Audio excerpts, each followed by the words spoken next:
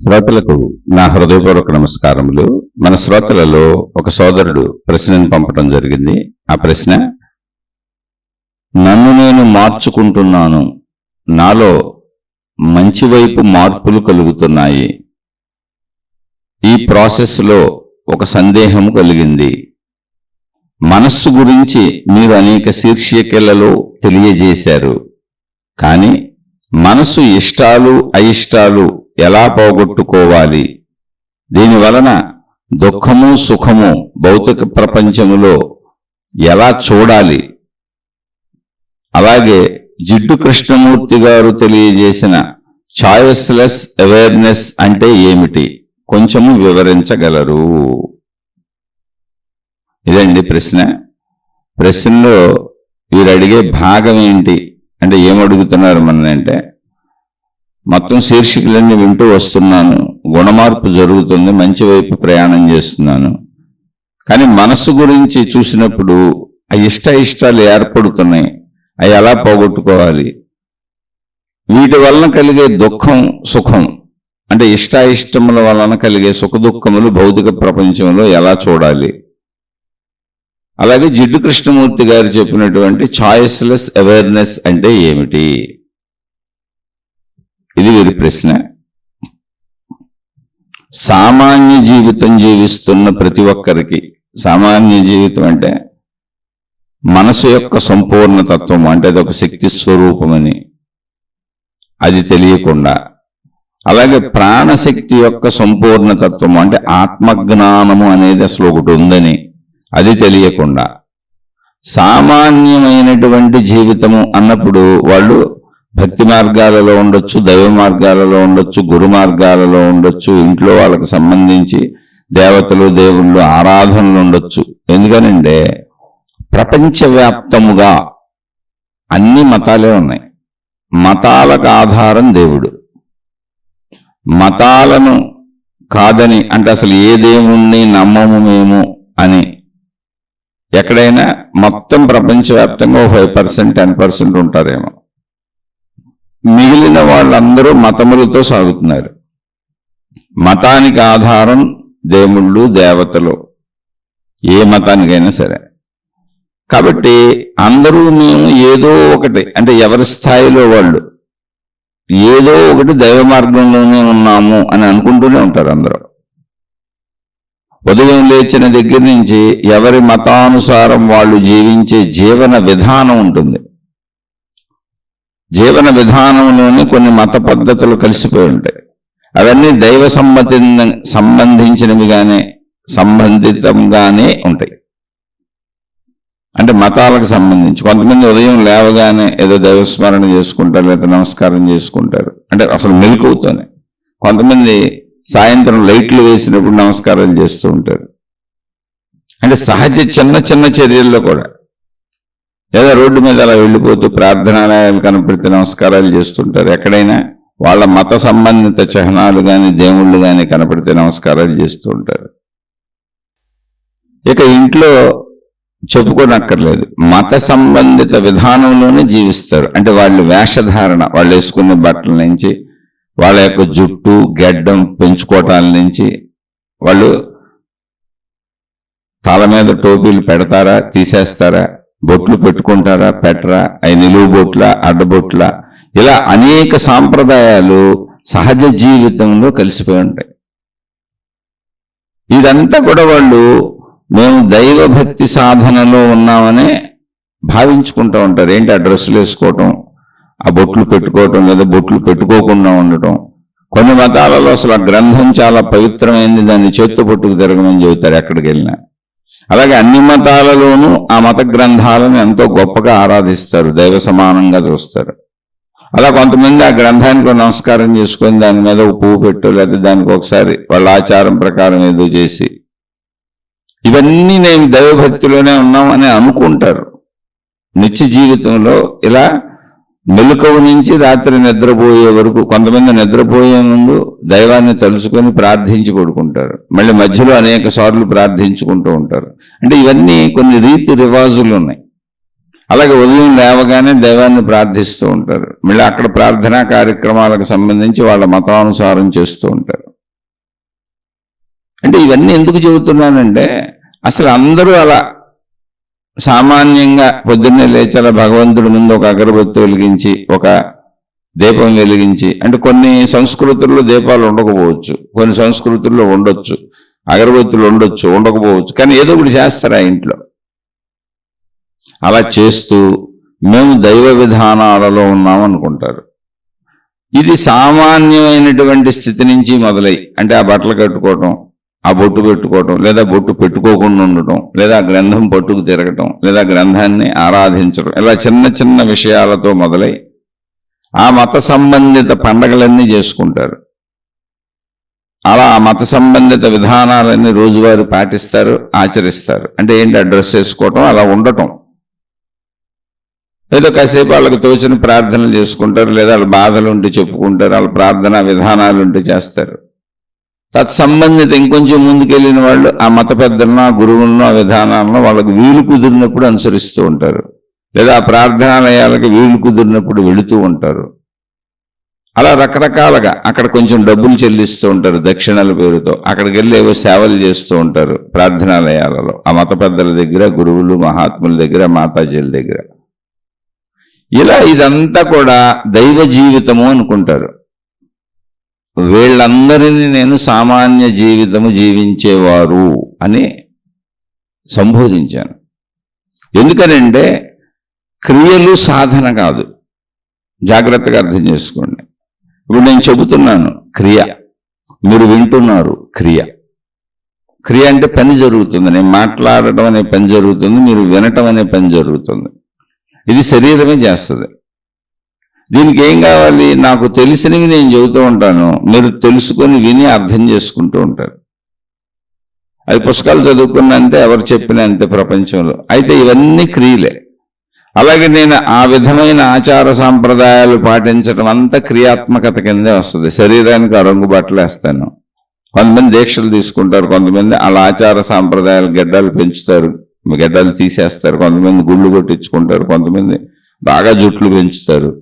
ఇలా రకరకాల విచిత్రమైనటువంటి డ్రెస్సులు, కలర్స్ వేసుకుంటారు. వీళ్ళు వేసింది వాళ్ళు వేయకూడదు, వాళ్ళు వేసింది వీళ్ళు వేయకూడదు, అలా ఎన్నో కలర్స్తో ఎన్నో శాఖోపశాఖలుగా చీలిపోతూ ఉంటారు. దీనికి కారణం ఆ శాఖలను తయారు చేసిన గురువులు. ఒకే దేవుణ్ణి ఆరాధించే వాళ్ళలో, అంటే దేవుడు ఒక్కడే, కానీ అనేక మంది గురువులుగా, మహాత్ములుగా, మత పెద్దలుగా వస్తారు అందులో. అంటే ప్రజల్ని నడిపే లీడర్స్, నాయకులుగా. ఆధ్యాత్మికతలో అలా ప్రజల్ని నడిపే నాయకులను, మత పెద్దలను ఆ మతానుసారం పిలుచుకుంటారు, మహాత్ములను, గురువులను. ఆ మతంలో ఏది ఉంటే అది. కానీ వాళ్ళు నడపటానికి వచ్చారంటే అది కూడా భౌతికమే. భౌతిక ప్రక్రియలు, మీరంతా ఇలా చేయండి, బొట్టు పెట్టుకోండి, డ్రెస్ వేసుకోండి, ఇదిగో ఇలా ఉండండి, ఇలా ప్రార్థించండి, ఇలా అర్చించండి, ఇలా ఆరాధించండి, ఇలా ఇదిగో ఇలా జీవించండి, ఉదయం నుంచి సాయంత్రం వరకు ఈ రూల్స్ పాటించండి, రోజుకి ఎన్నిసార్లు చేయండి, ఈ ప్రార్థనలు ఎన్నిసార్లు చేయండి అని ప్రతి మతానికి ఉన్నాయి.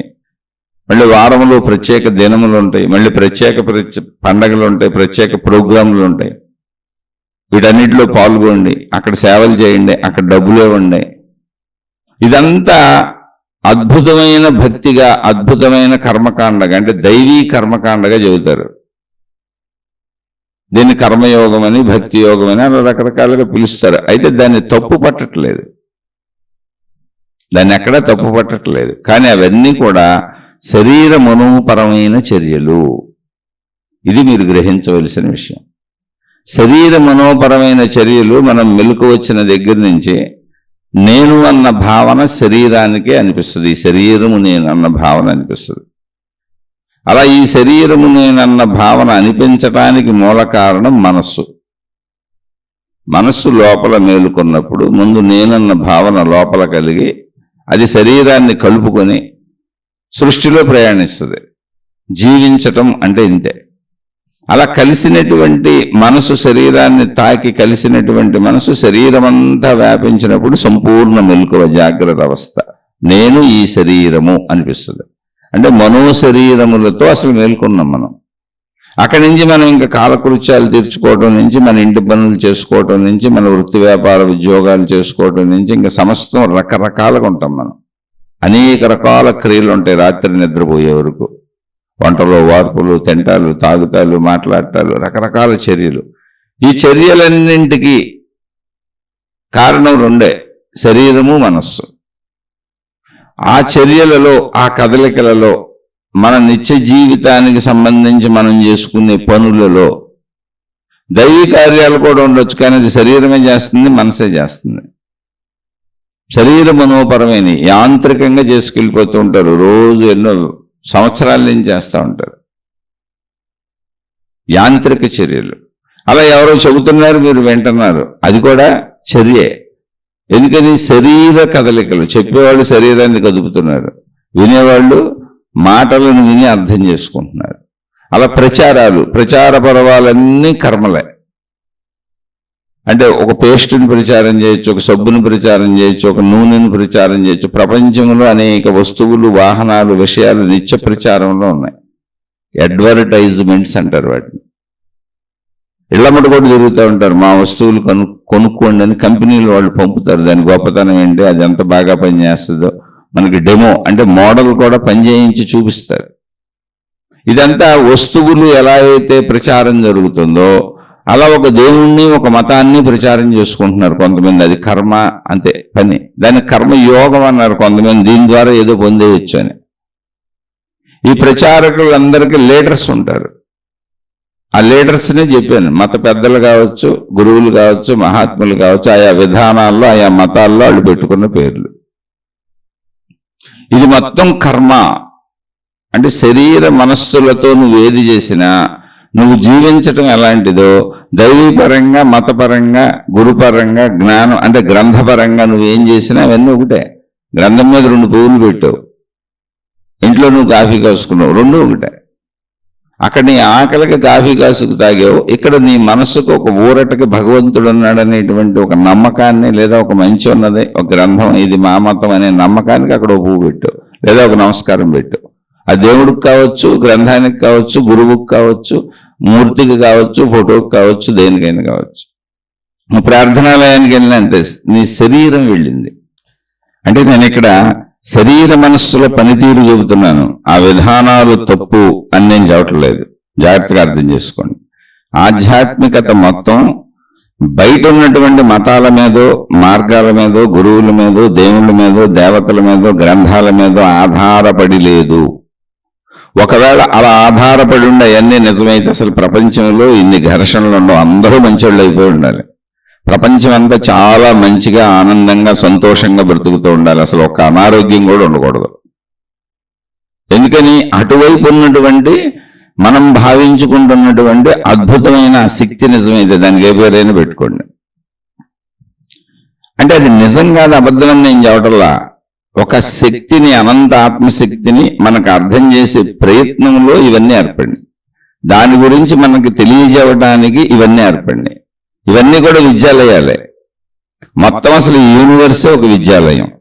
అందులో మనిషి పుట్టటం, మరణించే వరకు బ్రతకటం మనిషికి ఇవ్వబడినటువంటి కాలము, ఆయువు.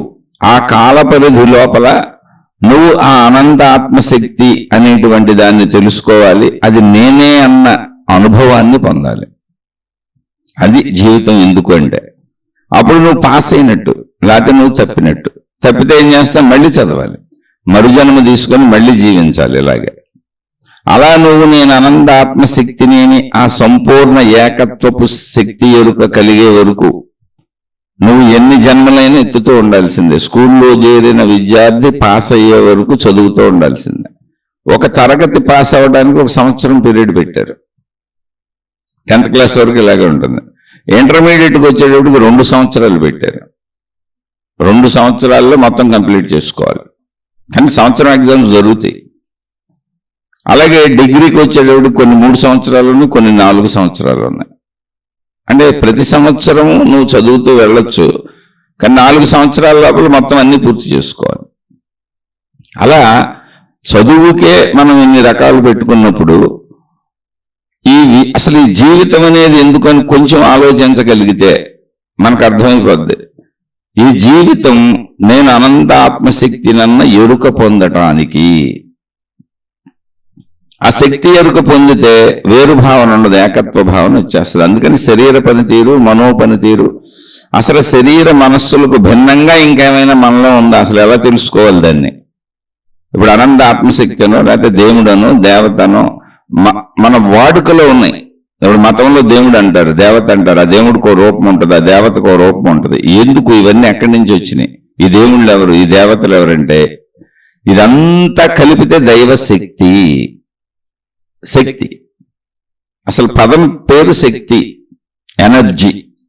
సృష్టి మొత్తానికి కారణభూతమై ఉన్నది ఒక శక్తి అని సైన్స్ చెబుతుంది, దాన్నే మహాత్ములు చెప్పారు.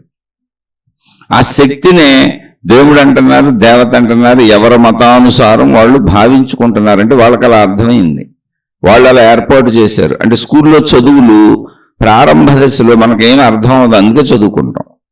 ఆ చదువుకున్న తర్వాత ఒక ఆయన విమానం తయారు చేస్తాడు, ఒక ఆయన ర్యాకెట్ తయారు చేస్తాడు, ఒక ఆయన మందులు కనుక్కుంటాడు. రకరకాలుగా అనేక మంది అనేక పనులు చేస్తూ వృత్తి వ్యాపార ఉద్యోగాలకు బ్రతుకుతారు. అదంతా బ్రతుకు తెరువు విద్యలు. ప్రాపంచిక జ్ఞానం అంటే ప్రపంచంలో సృష్టిలో ఉన్న విషయాల పట్ల ఉన్న జ్ఞానం.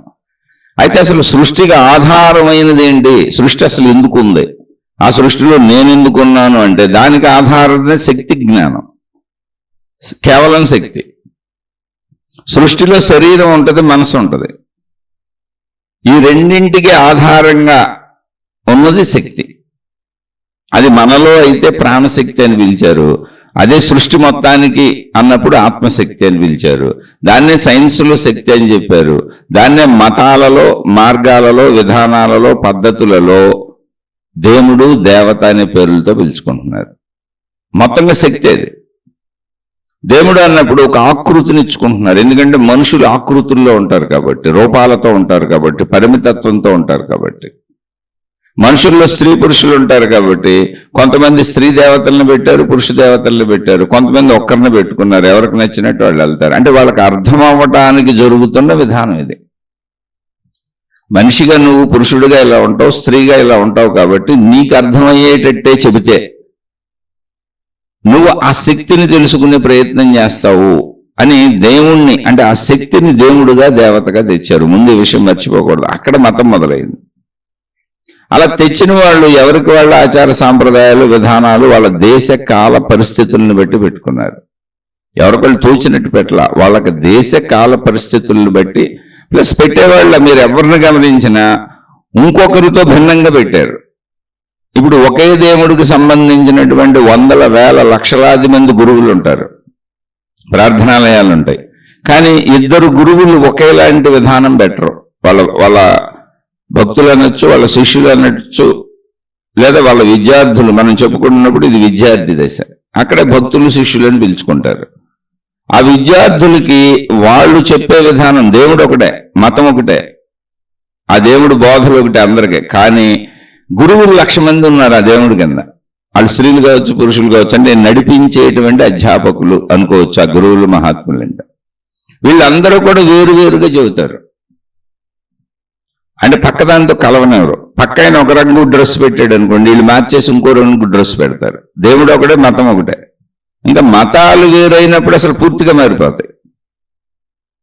అంటే విభిన్నతని వీళ్ళు సృష్టిస్తూ ఉంటారు.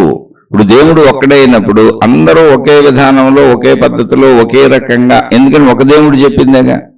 మరి దాన్ని ఎందుకు అంత మార్చేశారు? ఆ ఒక మతంగా పెట్టుకొని పోయి వెళ్తే సరిపోయేది కదా. అంటే మనిషిలో ఉండేటువంటి అహంకారము, నేను సృష్టించాను, నాకెలా అర్థమైంది, నాకెలా తెలిసింది, నా మార్గంలో వెళ్తేనే నువ్వు దీన్ని పొందుతావు, నేను దీన్ని ఎలాగే పొందాను అని వీళ్ళు విభిన్నతను సృష్టిస్తారు.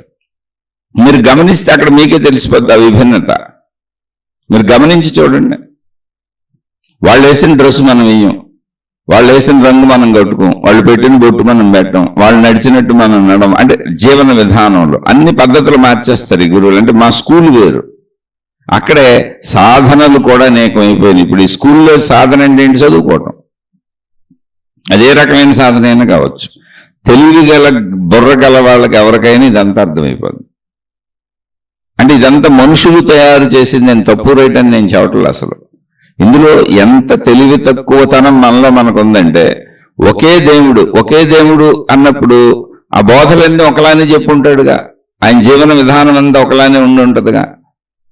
కానీ ఆ ఒకే దేవుడిని ఒక మతంగా పెట్టుకొని సాగుతున్నటువంటి లక్షలాది మంది గురువులు, నేను చెప్పేది మనుషులు కాదు, వేలాది మంది గురువులు పోని, ఇలా ప్రపంచవ్యాప్తంగా ఎంతమంది ఉంటారు.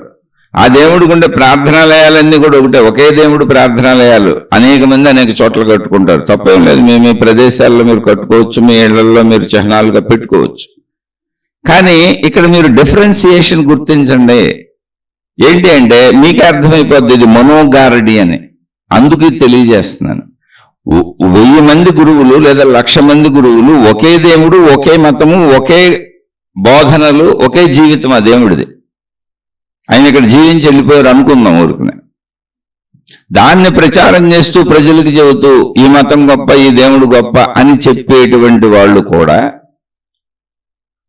పక్క వాళ్లతో కలవకుండా రకరకాలుగా మార్చుకున్నారు వాళ్ళ విధానాలు. పక్క గురువులతో కలవకుండా, తమ శిష్యులు భక్తులు ఎవరో పక్క వాళ్ళ దగ్గరికి వెళ్లకుండా రూట్స్ పెట్టుకున్నారు. కొన్ని మతాలలో అయితే ఈ ప్రార్థనాలయాలకు వచ్చేవాళ్ళు ఈ ప్రార్థనాలయానికి అంకితం, ఇంకో చోటకి వెళ్ళకూడదు. అలాగే అందరూ గ్రంథాల్లో రాసుకున్నారు, ఈ గురువును అనుసరించే వాళ్ళు ఈ గురువుకే అంకితము, ఇంకో చోటకి వెళ్ళకూడదు. అలా కొంతమంది ఇంకా దీన్ని ఎంత హైయెస్ట్ చేశారంటే, ఒక భార్య భర్తకి ఎలా అంకితమైపోయి ఉంటుందో అలా ఒక గురువును అనుసరించే శిష్యుడు ఆ గురువుకి అంకితమైపోయి ఉండాలన్నారు. అలా రాసేసుకున్నారు, అలా చెప్పేసుకుంటున్నారు, అలా ప్రచారం చేసేసుకుంటున్నారు. ఎందుకని అంటే మళ్ళీ ఇక్కడ ఉంది. ఇప్పుడు కొన్ని మతాలలో, అంటే అన్ని మతాలలో ఇంచుమించుగా డబ్బు సంబంధం ఉంటుంది. డబ్బు సంబంధం లేకుండా అసలు ఇవి నడవు మతాలు. సామాన్య ప్రజలు అంటే గృహస్థులైనటువంటి ప్రజలు వృత్తి వ్యాపార ఉద్యోగాలు చేసి వాళ్ళు ధనం సంపాదించి, ఆ సంపాదించిన ధనాన్ని ఈ గురువులకు, ఈ మత పెద్దలకు, ఈ ప్రార్థనాలయాలకు, ఈ దేవుళ్లకు, ఈ దేవతలకు దక్షిణల పేరులో ఇస్తుంటే వాళ్ళు ఈ డబ్బులు తీసుకొని ప్రార్థనాలయాలు నిర్మించి ఆ మతాలను, ఆ దేవుళ్లను, ఆ దేవతలను ప్రచారం చేస్తూ ఉంటారు. దానికి మళ్ళీ వీళ్ళందరూ డబ్బులు ఇవ్వాలి కనుక, వీళ్ళందరూ అక్కడికి వచ్చి సేవలు చేయాలి కనుక, వీళ్ళందరూ వీళ్ళని అనుసరించాలి కనుక మహిమలు, మాయలు, అద్భుతాలు జరుగుతున్నాయని చెబుతారు. అవి లేకపోతే ప్రజలకి ఒక లాభం అనేది లేకపోతే డబ్బులు ఎందుకు ఇస్తారు? అక్కడ ఎందుకు అనుసరిస్తారు? వాళ్ళని ఎందుకు అనుసరిస్తారు? అసలు అక్కడికి వెళ్ళి సేవలు ఎందుకు చేస్తారు? ఎవరింట్లో వాళ్ళు పనులు చేసుకోవడానికి మనుషులు చాలా కష్టపడిపోతున్నారు. కానీ భగవంతుడికి ఎందుకు చేస్తారు అంటే, భగవంతుడు దేవుడు లేక దేవత నీకు మేలు చేస్తుంది అని చెబుతారు. ఆ మేలుని ప్రకటిస్తూ ఉంటారు సభలు పెట్టి. అంటే లాభాలు పొందిన వాళ్ళు, మేము ఈ గురువుని నమ్ముకోవటం వలన, ఈ దేవుణ్ణి నమ్ముకోవటం వలన, ఈ మతాన్ని నమ్ముకోవటం వలన మేము ఎన్ని లాభాలు పొందాము అని మహిమలు, మాయలు, అద్భుతాలు ప్రకటింపచేస్తూ ఉంటారు. అవే సభలో ప్రచారకులకి, ముఖ్యంగా ప్రచారకులకి ఇదే ఆధారం, ఇంకో ఆధారం లేదు. దానివల్ల డబ్బులు వస్తాయి. ఆ డబ్బులతో ప్రార్థనాలయాలు కట్టుకుంటారు. వాళ్ళు కూడా దాని మీద బతుకుతారు. అంటే ఒక మాటలో చెప్పాలంటే మతాలు, మత పెద్దలు, మతాలు ఏర్పరిచిన దైవ విధానాలు, దేవుళ్ళు, దేవతలు, దానికి సంబంధించిన మొత్తం పరివారం అంతా, దాన్ని ప్రచారం చేసే పరివారం అంతా ప్రజల డబ్బుల మీద ఆధారపడి బ్రతుకుతున్నారు. ప్రజల సేవల మీద ఆధారపడి బ్రతుకుతున్నారు. వాళ్ళు అసలు ఎటువంటి వృత్తులు చేయటం లేదు, వాళ్ళు ఎటువంటి వ్యాపారాలు చేయట్లేదు, వాళ్ళు ఎటువంటి ధన సంపాదన చేయట్లేదు. ధన సంపాదన కష్టపడి చేసుకున్న ప్రజల నుంచి ఉచితంగా తీసుకుంటున్నారు. దానికి వాళ్ళు ఏమైనా చెప్పుకోవచ్చు, మిమ్మల్ని తరింపజేస్తున్నామని చెబుతారు. లేకపోతే ఎవరికి ప్రజలు డబ్బులు. అంటే ఇప్పుడు ప్రపంచంలో ధనాన్ని కోసం లేదా ఏదన్నా సేవల కోసం, అంటే సేవ చేయలేక తల్లిదండ్రులను వదిలేసి వృద్ధాప్యం వెళ్ళిపోతున్నాళ్ళు లక్షల కోట్ల మంది ఉన్నారు. వృద్ధులుగా ఉన్న తల్లిదండ్రులు ఎంతో మంది అనాథలుగా బతుకుతున్నారు, వృద్ధాశ్రమాల్లో బతుకుతున్నారు. ఇప్పుడు అది జరుగుతుంది. అది అలాగే ఒకరికొకరు సహాయాలు చేసుకోవలసిన కుటుంబ సభ్యులు, భార్య, భర్త, అన్నదమ్ములు, అక్క చెల్లెళ్ళు అందరూ కూడా ఘర్షణలు పడుతూ ఉంటారు ఒకళ్ళొకళ్ళతో. బాబు ఇప్పుడు మా అక్కో, మా చెల్లో, లేకపోతే మా అన్నయ్య, మా తమ్ముడు ఇప్పుడు చెబితే వచ్చి నా దగ్గర డబ్బులు తినేస్తారు, 4 రోజులు ఉంటే 4 రోజులు వీళ్ళకి ఎంత ఖర్చు అవుద్దని లెక్కలేసుకుంటూ ఉంటాడు మనిషి. అంటే నా సొంత వాళ్ళకే సహాయం చేయని మనిషి ఆ గురువులకు ఎందుకు డబ్బు ఇస్తున్నాడు, దేవుళ్ళకి ఎందుకు డబ్బు ఇస్తున్నాడు, అక్కడ ఎందుకు దక్షిణలు వేస్తున్నాడు, అక్కడికి వెళ్ళి ఎందుకు సేవలు చేస్తున్నాడు అంటే అక్కడ నీకు లాభం ఉన్నది, కొంతమంది ఇంకా ఏకంగా నువ్వు రూపాయి ఖర్చు పెడితే 10 రూపాయలు వస్తుంది, 10 రూపాయలు ఖర్చు పెడితే 100 రూపాయలు వస్తుంది, 100 రూపాయలు ఖర్చు పెడితే 1000 రూపాయలు వస్తుంది అని జాక్పాట్గా చెబుతూ ఉంటారు. నువ్వు లాభాలు పొందుతావు ఏదైనా కానీ మతం నుంచి, ఆ మతపు దేవుడి నుంచి. ఓకే, ఇది ఎవరి నమ్మకాలు వాళ్ళే, అందులో అసలు తప్పు లేదు. కానీ శరీర మనో అవగాహనలు ముందు తెలియాలి. అందుకని ఇదంతా చెబుతున్నా. ఇప్పుడు నీ దగ్గర డబ్బు తీసుకొని నీకు లాభం ఎలా చేస్తారు అసలు నువ్వు ఆలోచించావా? నువ్వు ఎక్కడికైనా వెళ్ళు. అలానే ఇప్పుడు నాస్తికులు అసలు వెళ్లకుండా మానేయబాకండి, డబ్బులు ఇవ్వకుండా మానేయబాకండి, సేవలు చేయకుండా మానేయబాకండి. ఎందుకంటే కొంతమంది అన్నం చేస్తారు, ఏటా కుటుంబ సభ్యులకు చేయట్లే, సొంత వాళ్ళకి చేయట్లే, అన్ని చోట్ల స్వార్థమే, నాకే లాభం కావాలని. ఎక్కడ కుదిరితే అక్కడ మోసం, లాభాపేక్ష, నిరంతర లాభాపేక్ష. ఏంటి? ధనపరంగా కానీ లేదా బుద్ధిపరంగా ఆలోచన. మా ఆవిడ నాకు అనుకూలంగా ఉండాలి, లాభాపేక్ష. కాసేపు ఫోన్ చేసి, ఇప్పుడు నేను ఖాళీగా ఉన్నాను, కాసేపు ఫోన్ చేసి నా స్నేహితుడితో మాట్లాడితే నాకు టైం పాస్ అవుద్ది. లేదా దుఃఖంలో ఉన్నాను, కాసేపు ఆ దుఃఖాన్ని మర్చిపోవడానికి నా స్నేహితుడికి ఫోన్ చేసి మాట్లాడుకుంటే నాకు మనశ్శాంతిగా ఉంటుంది. అసలు ఏ సహాయము చేసుకొని కుటుంబ సభ్యులు కూడా అందరూ గాసిప్స్ మాట్లాడుకుంటూ ఉంటారు. ఇక్కడ అక్కడ అక్కడ ఇక్కడ ఇలా అలా, ఏం లేదు, టైంపాస్ లేదా వీళ్ళకి మనశ్శాంతి. అది కూడా లాభమే. టైంపాస్ అంటే నీకు టైం గడవటం కోసం నువ్వు ఫోన్ చేసావు, లేదా నీకు టైం గడవటం కోసం వాళ్ళ దగ్గరికి వెళ్ళి స్నేహం చేసావు, వాళ్ళతో పార్క్కి వెళ్ళావు, వాళ్ళతో బజార్ వెళ్ళావు, లేదా వాళ్ళ ఇంటికి వెళ్ళావు. అలా టైంపాస్ చర్యలన్నీ కూడా నీకు నువ్వు నష్టపరుచుకుంటున్నావు. ఎందుకంటే నీకే తెలుసు నేను టైంపాస్ చేశాను. లేదా విషయాసక్తితో ఇక్కడే అక్కడ అక్కడ ఇక్కడ చెప్పుకుంటూ ఉంటారు. ఇవన్నీ కూడా శరీర మనోకర్మలో. అలా నువ్వు దేవుడి గురించి చెప్పినా అంతే, బయట తిరిగినా అంతే, ప్రచారం చేసినా అంతే, ఇంకోటి చేసినా అంతే, మనసు ఏం చేస్తుందా చెబుతున్నావు. నీకు ఎక్కడే దేవుడు కనపడలా. ఈ విషయం మర్చిపోబాకండి. ఒకవేళ కనపడితే ఎటువంటి దేవుడు కనపడ్డాడు?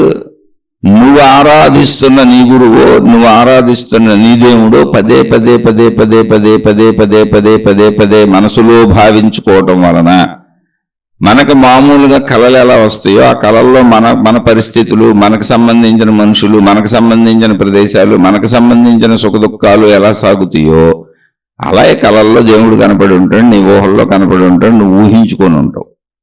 అది మనోలోకము కాదండి. నాకు ఎదురుగుండా ప్రత్యక్షంగా కనపడ్డాడు అన్నా నీ ఒక్కడికే, నీ ఒక్కదానికే కనపడ్డాడు. కానీ దీన్ని ప్రచారం చేస్తున్న గురువు స్టేజ్ మీద కూర్చొని ఉపన్యాసం చెబుతున్నాడు, వాడు కింద ఉన్న వాళ్ళందరికీ కనపడుతున్నాడుగా. కాదండి మా గురువు గారిలో నాకు దేవుడే కనపడ్డాడు అంటాడు కింద కూర్చున్న వాళ్ళు ఒక్కడు లేకపోతే ఇద్దరు. ఇప్పుడు గురువు గారు ఉపన్యాసం చెబుతుండే ఆ గురువు గారిలో దేవుడే కనపడ్డాడు అన్నప్పుడు కింద స్టేజీ కింద 10,000 మందో 20,000 మందో ఉన్నారు, నీ ఒక్కడికే ఎందుకు జరిగింది? మిగిలిన వాళ్ళు ఎందుకు కనపడలేదంటే అది నా గాఢ భక్తి అని తనకు తాను అనుకుంటాడు, తాను భావించుకుంటాడు. అదే మనోమాయ. ఎండమావుల్లో నీళ్లు ఉన్నట్టు కనపడతాయి. రాత్రిపూట చీకటిలో మన ఇంటి పక్కన చెట్టు కదులుతుంటే మనిషి కదిలినట్టు అనిపిస్తుంది. ఏదైనా జంతువు ఆ పక్క నుంచి వెళ్తే ఎవరో అక్కడ దాక్కొని నక్కి వెళ్ళిపోతున్నారని రాత్రిపూట అనిపిస్తుంది, ఏ దొంగలో వచ్చేసి ఉంటారు. మీరు మంచి భయంకరమైన దయ్యాల సినిమా చూస్తే మీకు పగలో రాత్రి కూడా భయం వేస్తుంది. పగలు కొంచెం తక్కువ వేస్తుంది, రాత్రి ఎక్కువ వేస్తుంది. చిన్న చప్పుడుకు కూడా ఎదిరిపోతారు కాసేపు. ఎందుకంటే మనస్సు అలా స్వీకరిస్తుంది దేన్నైనా, దాన్ని ఆపాదించి చూపిస్తుంది. రోజు ఉండే చెట్టే మన ఇంటి పక్కన, కానీ దాని మీద మన మనస్సు లోపలున్న భావాన్ని ఆపాదించి చూపిస్తుంది. కదిలింది చెట్టే కానీ దొంగలు వస్తారేమో అన్న భావన నా లోపలుండి ఆ చెట్టు కదలిక మనిషి కదలికలా చూపించింది మనస్సు. ఇలా అనేకంగా మనసే మనకి ఇబ్బందులు కలిగిస్తుంది, భావాలు కలిగిస్తుంది. మనసే మనిషికి తీరని శిక్ష, దేవుడిలా తీర్చుకున్నాడు కక్ష.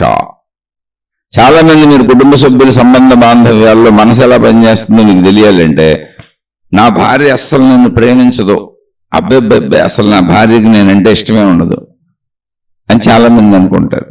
కొంతమంది భార్యలు అస్సలు నా భర్త సతాయించి చంపేస్తున్నాడు బాబు, వీడినెందుకు పెళ్లి చేసుకున్నాను, వీడితే ఎలా గడుపుతున్నాను నాయనో అనుకుంటా ఉంటారు. ఇక తప్పనిసరి నా బతుకలు అయిపోయింది అనుకుంటూ ఉంటారు. అదే పరిస్థితుల్లో ఇంకొంతమంది నా భార్య నన్ను అద్భుతంగా ప్రేమిస్తుంది, నా భర్త నన్ను అద్భుతంగా ప్రేమిస్తున్నాడు అనుకుంటుంటారు. కానీ ఆ టైపుళ్ళు అసలు ప్రేమించకపోవచ్చు. ఈ టైపుళ్ళు బాగా ప్రేమిస్తున్నా కూడా నన్ను అసలు ప్రేమించట్లేదని వాళ్ళే కారణాలు చెప్పుకుంటారు. దీనికి కారణం ఏంటంటే నా మనోమాయది. అలా కుటుంబ సభ్యులు కావచ్చు, భార్యాభర్తలు, తల్లిదండ్రులు, అన్నదమ్ములు, అక్క చెల్లెళ్ళు, లేదా స్నేహితులు, ఏ బంధమైనా కావచ్చు. నా మనస్సులో నాకున్న భావాలను బట్టి ఎదుటి వాళ్ళ మాటను తీసుకుంటాను, ఎదుటి వాళ్ళ చర్యను తీసుకుంటాను, ఎదుటి వాళ్ళ ప్రతి ప్రవర్తనను నేను ఎలా తీసుకుంటానంటే నా అంతరంగ భావాన్ని బట్టి. వాళ్ళు అసలు ఏ భావంతో ఆ మాట మాట్లాడారో, ఆ పని చేశారో మనకు తెలియదు కూడా తెలియదు. అందుకే మనందరం కూర్చొని ప్రతి మనిషి జీవితంలో ఊహించుకుంటూ ఉంటాడు. వాళ్ళు అలా అన్నారు, వీళ్ళు ఎలా అన్నారు, వీళ్ళు మంచోళ్ళు, వీళ్ళు చెడ్డోళ్ళు, నిరంతరం ఇదే. కుటుంబ సభ్యుల నుంచి అన్ని. మళ్ళీ ఆ మంచి చెడులు నిరంతరం మారిపోతుంటాయి, మొత్తం మారిపోతుంటాయి. ఈ పూట ఉన్నది మళ్ళీ మరు పూటకు ఉండదు, ఈ గంట ఉన్నది మరు గంటకు ఉండదు. మంచి చెడుగా భావించేసుకో. చెడ్డోళ్ళు అనుకున్న వాళ్ళు మంచోళ్ళు అయిపోతుంటారు, మంచోళ్ళు అనుకున్న వాళ్ళు చెడ్డోళ్ళు అయిపోతుంటారు. శత్రువులందరూ మిత్రువులు అయిపోతుంటారు, మిత్రులందరూ శత్రువులు అయిపోతుంటారు. అంటే మనోభావన ఎంత స్పీడ్గా మారిపోతుందో మన జీవితంలో చూసుకోండి ఒకసారి. దీనికి కారణం బయట వాళ్ళు కాదు, మన మనస్సు. అలాగే దైవీపరమైనటువంటి మతపరమైనటువంటి మార్గాలలో నువ్వు అక్కడ అటు పేర్లు ఏంటంటే మహిమలు, మాయలు, అద్భుతాలు. నీకు లాభాపేక్షతోనే నువ్వు మతం దగ్గరికి వెళ్ళావు, లాభాపేక్షతోనే గురువుని అనుసరించావు, లాభాపేక్షతోనే దేవుడు దేవతని ఆరాధిస్తున్నావు, లాభాపేక్షతోనే గ్రంథాలు చదువుతున్నావు. అది నీకు ఆల్రెడీ లోపలే ఉంది, ఇంకిపోయి ఉంది. కాబట్టి దానికి అనుగుణంగా లాభాపేక్ష నాకు జరుగుతుందని భావించుకునేలా నువ్వేదో ఒకటి ప్రకటించుకుంటావు. అక్కడ నీ మనసు దాన్ని నీకు చూపిస్తుంది. మనకు పాజిటివిటీని నెగిటివిటీని రెండింటినీ చూపించేది మన మనసే. మనలో పాజిటివ్ యాటిట్యూడ్ ఉన్న అన్ని చోట్ల పాజిటివిటీని చూపిస్తుంది. కొంతమందికి పిల్లలంటే విపరీతమైన ప్రేమ ఉంటుంది.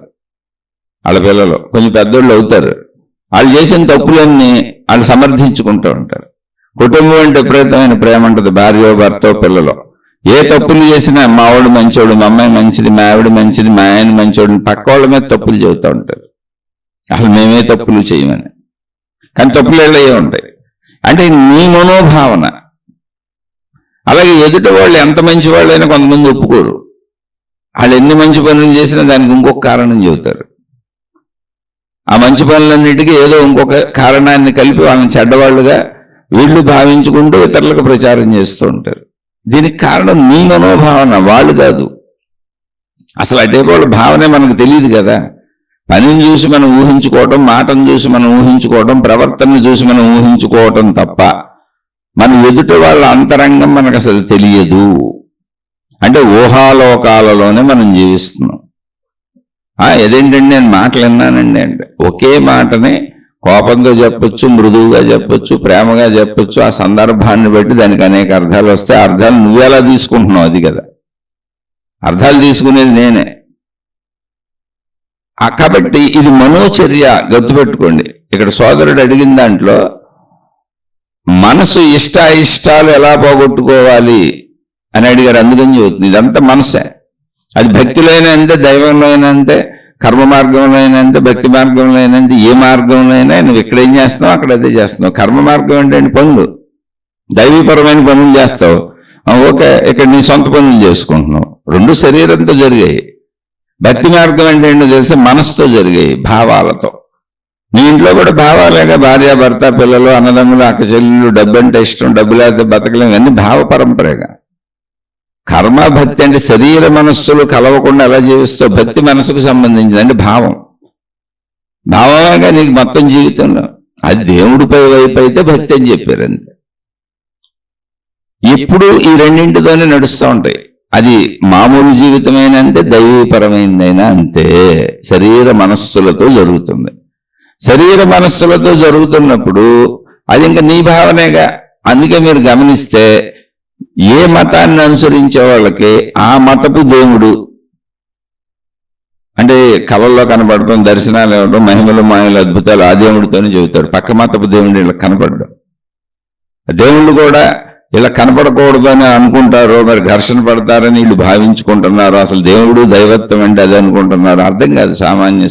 అసలు ఈ సామాన్య స్థితిలో అంటే మళ్ళీ చెప్పాను, మీరు ఎలా వెళ్తున్నా శరీర మనస్సులతో అది సామాన్య స్థితి. అది మతంలో అయినా మార్గంలో అయినా. వీళ్ళు ఎలా అసలు ఆలోచించకుండా ఉన్నారో ఎప్పటికీ అర్థం కాదు. ఇప్పుడు నీకంటే పోనీ ఈ మతం ఇష్టం, నీకంటే ఈ మార్గం ఇష్టం, నీకంటే ఈ దేవుడు ఇష్టం, ఓకే. కానీ దేవుళ్ళు అనేక మంది ఉన్నారు అనుకోండి, అనేక మతాలకి. దేవుళ్ళకి గొడవ ఏముంటది?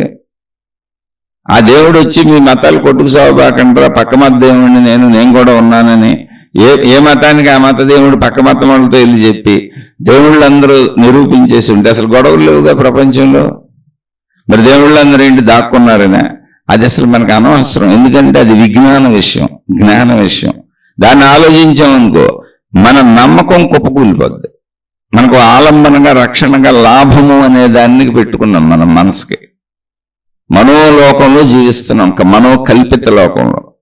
ఎలా కల్పించుకోవాలా ముందు నడిచిన వాళ్ళు దాన్ని నడిపేవాళ్ళు చెబుతున్నారు, ఇలా ఊహించుకో, ఇలా భావించుకో, ఇలా జీవించని. ఇప్పుడు ప్రశ్నించుకుంటూ వెళ్తే అది కుప్పకూలిపోద్ది.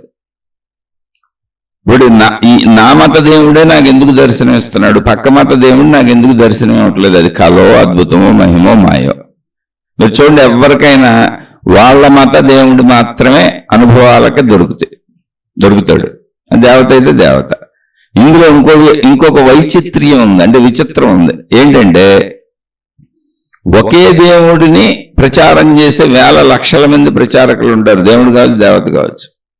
మళ్ళీ ఈ ప్రచారకులను గురువులను, మహాత్ములను పిలుస్తారు. ఈ మహాత్ముడిని అనుసరించే వాళ్ళకి, ఈ గురువుని అనుసరించే వాళ్ళకి ఈ గురువు గారి కల్లోకి వస్తాడు, ఇంకొకటి రాడు. ఈ గురువు గారితోనే మహిమలు ఉంటాయి, వేరే గురువుతో ఉండవు. మీరు ఇక్కడ గమనించినట్టయితే చాలా చక్కగా నువ్వు దేన్ని పదే పదే భావించుకొని వింటూ చూస్తూ నిత్యము దాన్నే భావించుకుంటూ అనుభవిస్తూ దాంతో గడుపుతూ కాలక్షేపం చేస్తూ దేన్ని నువ్వు భావించుకుంటున్నావో, ఆ మతం కావచ్చు, ఆ దేవుడు కావచ్చు, ఆ దేవత కావచ్చు, ఆ గురువు కావచ్చు, ఆ గ్రంథం కావచ్చు, నీకు వాళ్ళు మాత్రమే అద్భుతాలు, మహిమలు, మాయలుగా కనపడుతున్నారు. అది కళల్లో కావచ్చు, బయట మహిమలు, మాయలు, అద్భుతాలు కావచ్చు. నీ వరకు అయ్యి నువ్వు ఏది చెప్పినా ఓకే. నాకు జబ్బు తగ్గిపోయింది అన్నా ఓకే, ఉద్యోగం వచ్చింది అన్నా ఓకే, నాకు పెళ్లి అయిపోయింది అన్నా ఓకే, నా ఎదురుగా ఇలా కనపడి మాయమైపోయారన్నా ఓకే, వెలుగులు చిమ్మేశారన్నా ఓకే, అది కళలైనా ఓకే, నడి రోడ్డు మీదైనా ఓకే. కానీ నువ్వు తీవ్రంగా భావించుకోవటం వల్ల జరిగింది అది నీ మానసిక చర్య. విపరీతమైనటువంటి అనుబంధంతో పెనవేసుకుపోయినటువంటి ఒక భార్యాభర్తలు నాకు తెలుసు. అంటే మంచిగా ఉంటారు ప్రేమించుకుంటూ, వృద్ధాప్యం వచ్చేసింది, సుమారు 80 ఏళ్ల వయసు వచ్చింది. 80 ఏళ్ల వయసులో భార్యాభర్తలు అప్పుడు కూడా చక్కగా కబుర్లు చెప్పుకుంటూ ఇద్దరు ఒకే రూమ్లో పడుకుంటారు, పిల్లలందరూ ఉంటారు. ఎందుకని అంటే ఆవిడ చెప్పారు కూడా, ఆవిడ ఆధ్యాత్మిక సాధకురాలు, అప్పుడప్పుడు మౌనం పెట్టుకుంటూ ఉంటారు. ఆవిడ 80 ఏళ్ల వయసు, భర్తకి 82 ఏళ్ళు, ఈవిడికి ఒక 79, 78 ఉన్నాయి. ఆ వయసులో ఆవిడ ఒక సందర్భంలో చెప్పారు, పాపం ఆయనకి తోడు ఎవరో ఉండరు, ఆయనకి నిద్ర పట్టదు, అటు ఇటు డొలుతూ ఉంటారు, పెద్ద వయసు కదా, అందుకని నేను ఆయన దగ్గరే పడుకొని ఆయన కబుర్లు చెబుతూ ఉంటాను ఆయన నిద్రపోయే వరకు అని చెప్పారు. ఆవిడ మళ్ళీ ఆధ్యాత్మిక సాధనలు చేసుకుంటారు. వాళ్ళు ఎంతో అన్యోన్యంగా ఉంటారు. అన్యోన్యము అంటే మంచి కాదు, వాళ్ళిద్దరూ మంచిగా ఉంటారు. ఆవిడెప్పుడు భర్తకు అనుకూలంగా ఉంటుంది, ఆయన భార్యకు అనుకూలంగా ఉంటాడు. ఇక్కడ అన్యోన్యత అంటే అది, ఒకరి పట్ల ఒకరు చక్కగా ఉంటారు. సరే, వయసు పెరిగింది, ఆ వయసు రీత్యా ఏదో చిన్న అనారోగ్యం వచ్చింది, భర్త చనిపోయాడు. భర్త చనిపోయినటువంటి 2వ రోజున ఆవిడ కూడా చనిపోయింది. అంటే ఇంక నాకు పని ఏం లేదు, అయిపోయిందని చెప్పింది. భర్త బతికొండగానే చెప్పింది. స్వయంగా ఆవిడ నాకు తెలుసు, ఆవిడ ఆధ్యాత్మిక సాధనలు చేసుకుంటూ ఉంటారు. ఆవిడ నాకు తల్లిలా, నన్ను బిడ్డలా చూస్తారు. ఆవిడ నాకు స్వయంగా అనేక సార్లు చెప్పారు, అయ్యా నా బాధ్యత అంతా ఈయన వరకే, ఆయన భౌతికంలో ఉంటారు, ఆయన ఎక్కువ సాధనలు చేయరు, ప్రచారకులైనటువంటి గురువులతో తిరుగుతూ ఉంటారు ఆయన. ఈవిడ ఆత్మజ్ఞాన సాధన చేసుకుంటారు. ఆవిడకి ఆత్మజ్ఞాన గురువులు చిన్నప్పటి నుంచే ఉన్నారంట, పెళ్లి కాకముందు నుంచే వాళ్ళని అనుసరించారు. నేను ఆవిడ చెప్పేది, అయ్యా నేను ఈయన వరకు నా బాధ్యత, ఎందుకంటే ఈయనకి భౌతిక ప్రపంచపు విషయాలు లాలస ఎక్కువ, కీర్తికాంక్ష ఎక్కువ, ధనకాంక్ష ఎక్కువ, అన్నీ ఎక్కువ ఈయనకి. అలానే మంచోడే, అందులో తప్పేం లేదు, కానీ ఎన్ని కోరికలు ఇవన్నీ ఉన్నాయి. ఇప్పుడు తర్వాత ఈయన్ని చూసేవాళ్ళు ఎవరు ఉండరు. ఈయన చాలా మంచోడు, నన్ను అసలు ఎక్కడ అడ్డు పెట్టలేదు. ఆయన ఆత్మజ్ఞాన సాధనలకు కానీ, ఆయన ఆత్మజ్ఞాన మార్గంలో ఆవిడ తన గురువులను అనుసరించడానికి, ఆవిడకి స్త్రీ గురువులు ఉన్నారు చిన్నప్పటి నుంచే. వాళ్ళని అనుసరించడానికి కానీ, ఆవిడ సాధనలు చేసుకోవడానికి కానీ, ఆవిడకు సంబంధించిన ఏ విషయాలు ఆయన అడ్డు పెట్టలేదు. అలా అడ్డు పెట్టకపోగా సహకరించారండి, ఆవిడే చెప్పేవారు. అలా అన్నీ చేసుకుంటూ ఒక గృహస్థు ధర్మం ఎంత అందంగా ఉంటుందో చూడండి. నిజమైనటువంటి సాధకులు ఎలా ఉంటారు. ఆవిడ ఎప్పుడూ భర్తను వదిలిపెట్టి అసలు ఎక్కడికి వెళ్ళలేదు. ఏ ప్రచార పర్వాలకే పారిపోలేదు. ఇల్లు వదిలిపెట్టి అసలు ఎక్కడికి వెళ్ళలేదు. ముందు నా కుటుంబ బాధ్యతలు, పిల్లలను చక్కగా తీర్చిదిద్దుకున్నారు. భర్తకు అవసరమైనవన్నీ చేసి అందరూ పనులు అయిపోయినాక ఆవిడ కొంత సమయం కేటాయించుకునేవారు. అంత వృద్ధాప్య దశలో కుటుంబం అంతా కలిసే ఉన్నారు, పిల్లలతో కలిసే ఉన్నారు. ఆవిడ చెప్పేవారు, ఈయన బాధ్యత వరకు నాదయ్యా, ఈయనకి ఎవరు తోడుంటారు. పిల్లలంతా యవనాల్లో ఉన్నారు, ఎవరి గొడవల్లో వాళ్ళు ఉన్నారు. మళ్ళీ మా పిల్లలకు పిల్లలు పుట్టేశారు, మనవాళ్ళు మనవరాళ్ళు వచ్చారు, అందరూ చాలా బిజీగా ఉన్నారు. వాళ్ళ కుటుంబం కూడా చాలా పెద్దది. కానీ ఈయనకి తోడు నేనే. ఈయన ఎవరు పట్టించుకుంటారు, ఒకసారి వచ్చి పలకరించి వెళ్ళిపోతారు. అందుకని నేను మొత్తంగా ఈయనతోనే గడుపుతాను రోజంతా అని చెప్పారు. ఈయన బాధ్యత అయిపోతే బాధ్యతలు ఏమి లేవు నాకు, నేను వెళ్ళిపోవచ్చు అని చెప్పారు. ఎందుకంటే ఆత్మజ్ఞాన మార్గపు మాటలు మాట్లాడుకుంటున్నప్పుడు ఆవిడ ఆ విధంగా భావించుకునేవారు. ఆ భావనలు నాకు చెప్పేవారు. ఏదో మామూలుగా మనం ప్రేమతో మాట్లాడుకుంటాంలే అనుకునేవాడిని. కానీ ఆయన చనిపోయారు అన్న వార్త వచ్చింది, వెళ్ళాను నేను. ఆవిడ ఉన్నారు, పలకరించాను, చూశాను, ఆ కార్యక్రమాల్లో ఉన్నాను. రెండవ రోజు ఈవిడ చనిపోయారు. రెండవ రోజే పర్ఫెక్ట్గా ఆ విషయాన్ని ఆవిడ కనీసం 10-20 సార్లు అనేక సంవత్సరాల్లో చెప్పారు. 10-20 సార్లకు పైగా చెప్పారు. అంటే ఒక బాధ్యత పూర్తయిపోతే తాను ఉండనన్న విషయం, ఉండకూడదన్న విషయం నిర్ణయించుకుంది మనస్సు. మనసు ఎంత బలంగా పనిచేస్తుందో చూడండి. అలాగే శత్రుత్వాలకి అంత బలంగానే ఉంటుంది, మిత్రత్వానికి అంత బలంగానే ఉంటుంది, అనుబంధాలకి అంత బలంగానే ఉంటుంది. ఇంకా భర్త చనిపోతే ఇప్పుడు నేను ఇంకా అనవసరం అని చావుకు కూడా వెళ్ళిపోయిన మనసు అద్భుతాలు, మహిమలు, దేవుళ్ళు, దేవతలు, గురువులు ఊహించుకోలేదా? అసలు శరీరం వదిలి చావుకు వెళ్ళిపోయింది మనసు. ఇలాంటి వాళ్ళు చాలా మంది ఉన్నారు. ప్రేమల్లో చచ్చిపోయే వాళ్ళు ఉన్నారు, సూసైడ్లు చేసుకునే వాళ్ళు ఉన్నారు, ప్రేమించుకొని చచ్చిపోయిన జంటలు బోళ్ళు ఉన్నాయి, పెళ్ళిళ్ళు అవ్వలేదని. అంటే మనస్సు ఎంత తీవ్రంగా చెప్పిందంటే వాళ్ళకి, మనం పెళ్లి చేసుకోవడం కుదరట్లేదు, మన ఇంట్లో వాళ్ళు ఒప్పుకోవట్లేదు, మన ఇద్దరం కలిసి చచ్చిపోయిన వాళ్ళు చాలా మంది ఉన్నారు. అది నేను చెబుతుంది ఇక్కడ మనస్సు తీవ్రత.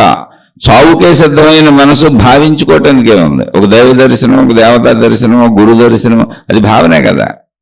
చావు కంటే బలమైందే ఉంది. ఇక్కడ ఆత్మహత్యలన్నీ మనస్సు వల్లనే కదా, డిప్రెషన్లన్నీ మనసు వల్లనే కదా, ఆందోళనలు, ఒత్తిళ్ళన్నీ మనసు వల్లనే కదా, నిత్య ఘర్షణలన్నీ మనసు వల్లనే కదా, అహంకారాలన్నీ మనసు వల్లనే కదా, అసలు జీవితంలో మొత్తం మన భావోద్వేగాలన్నీ మనసు వల్లనే కదా.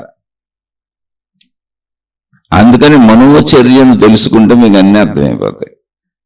మనసుకు బానిసలు అవ్వకుండా, అది మనసు యొక్క విధానం అంతే.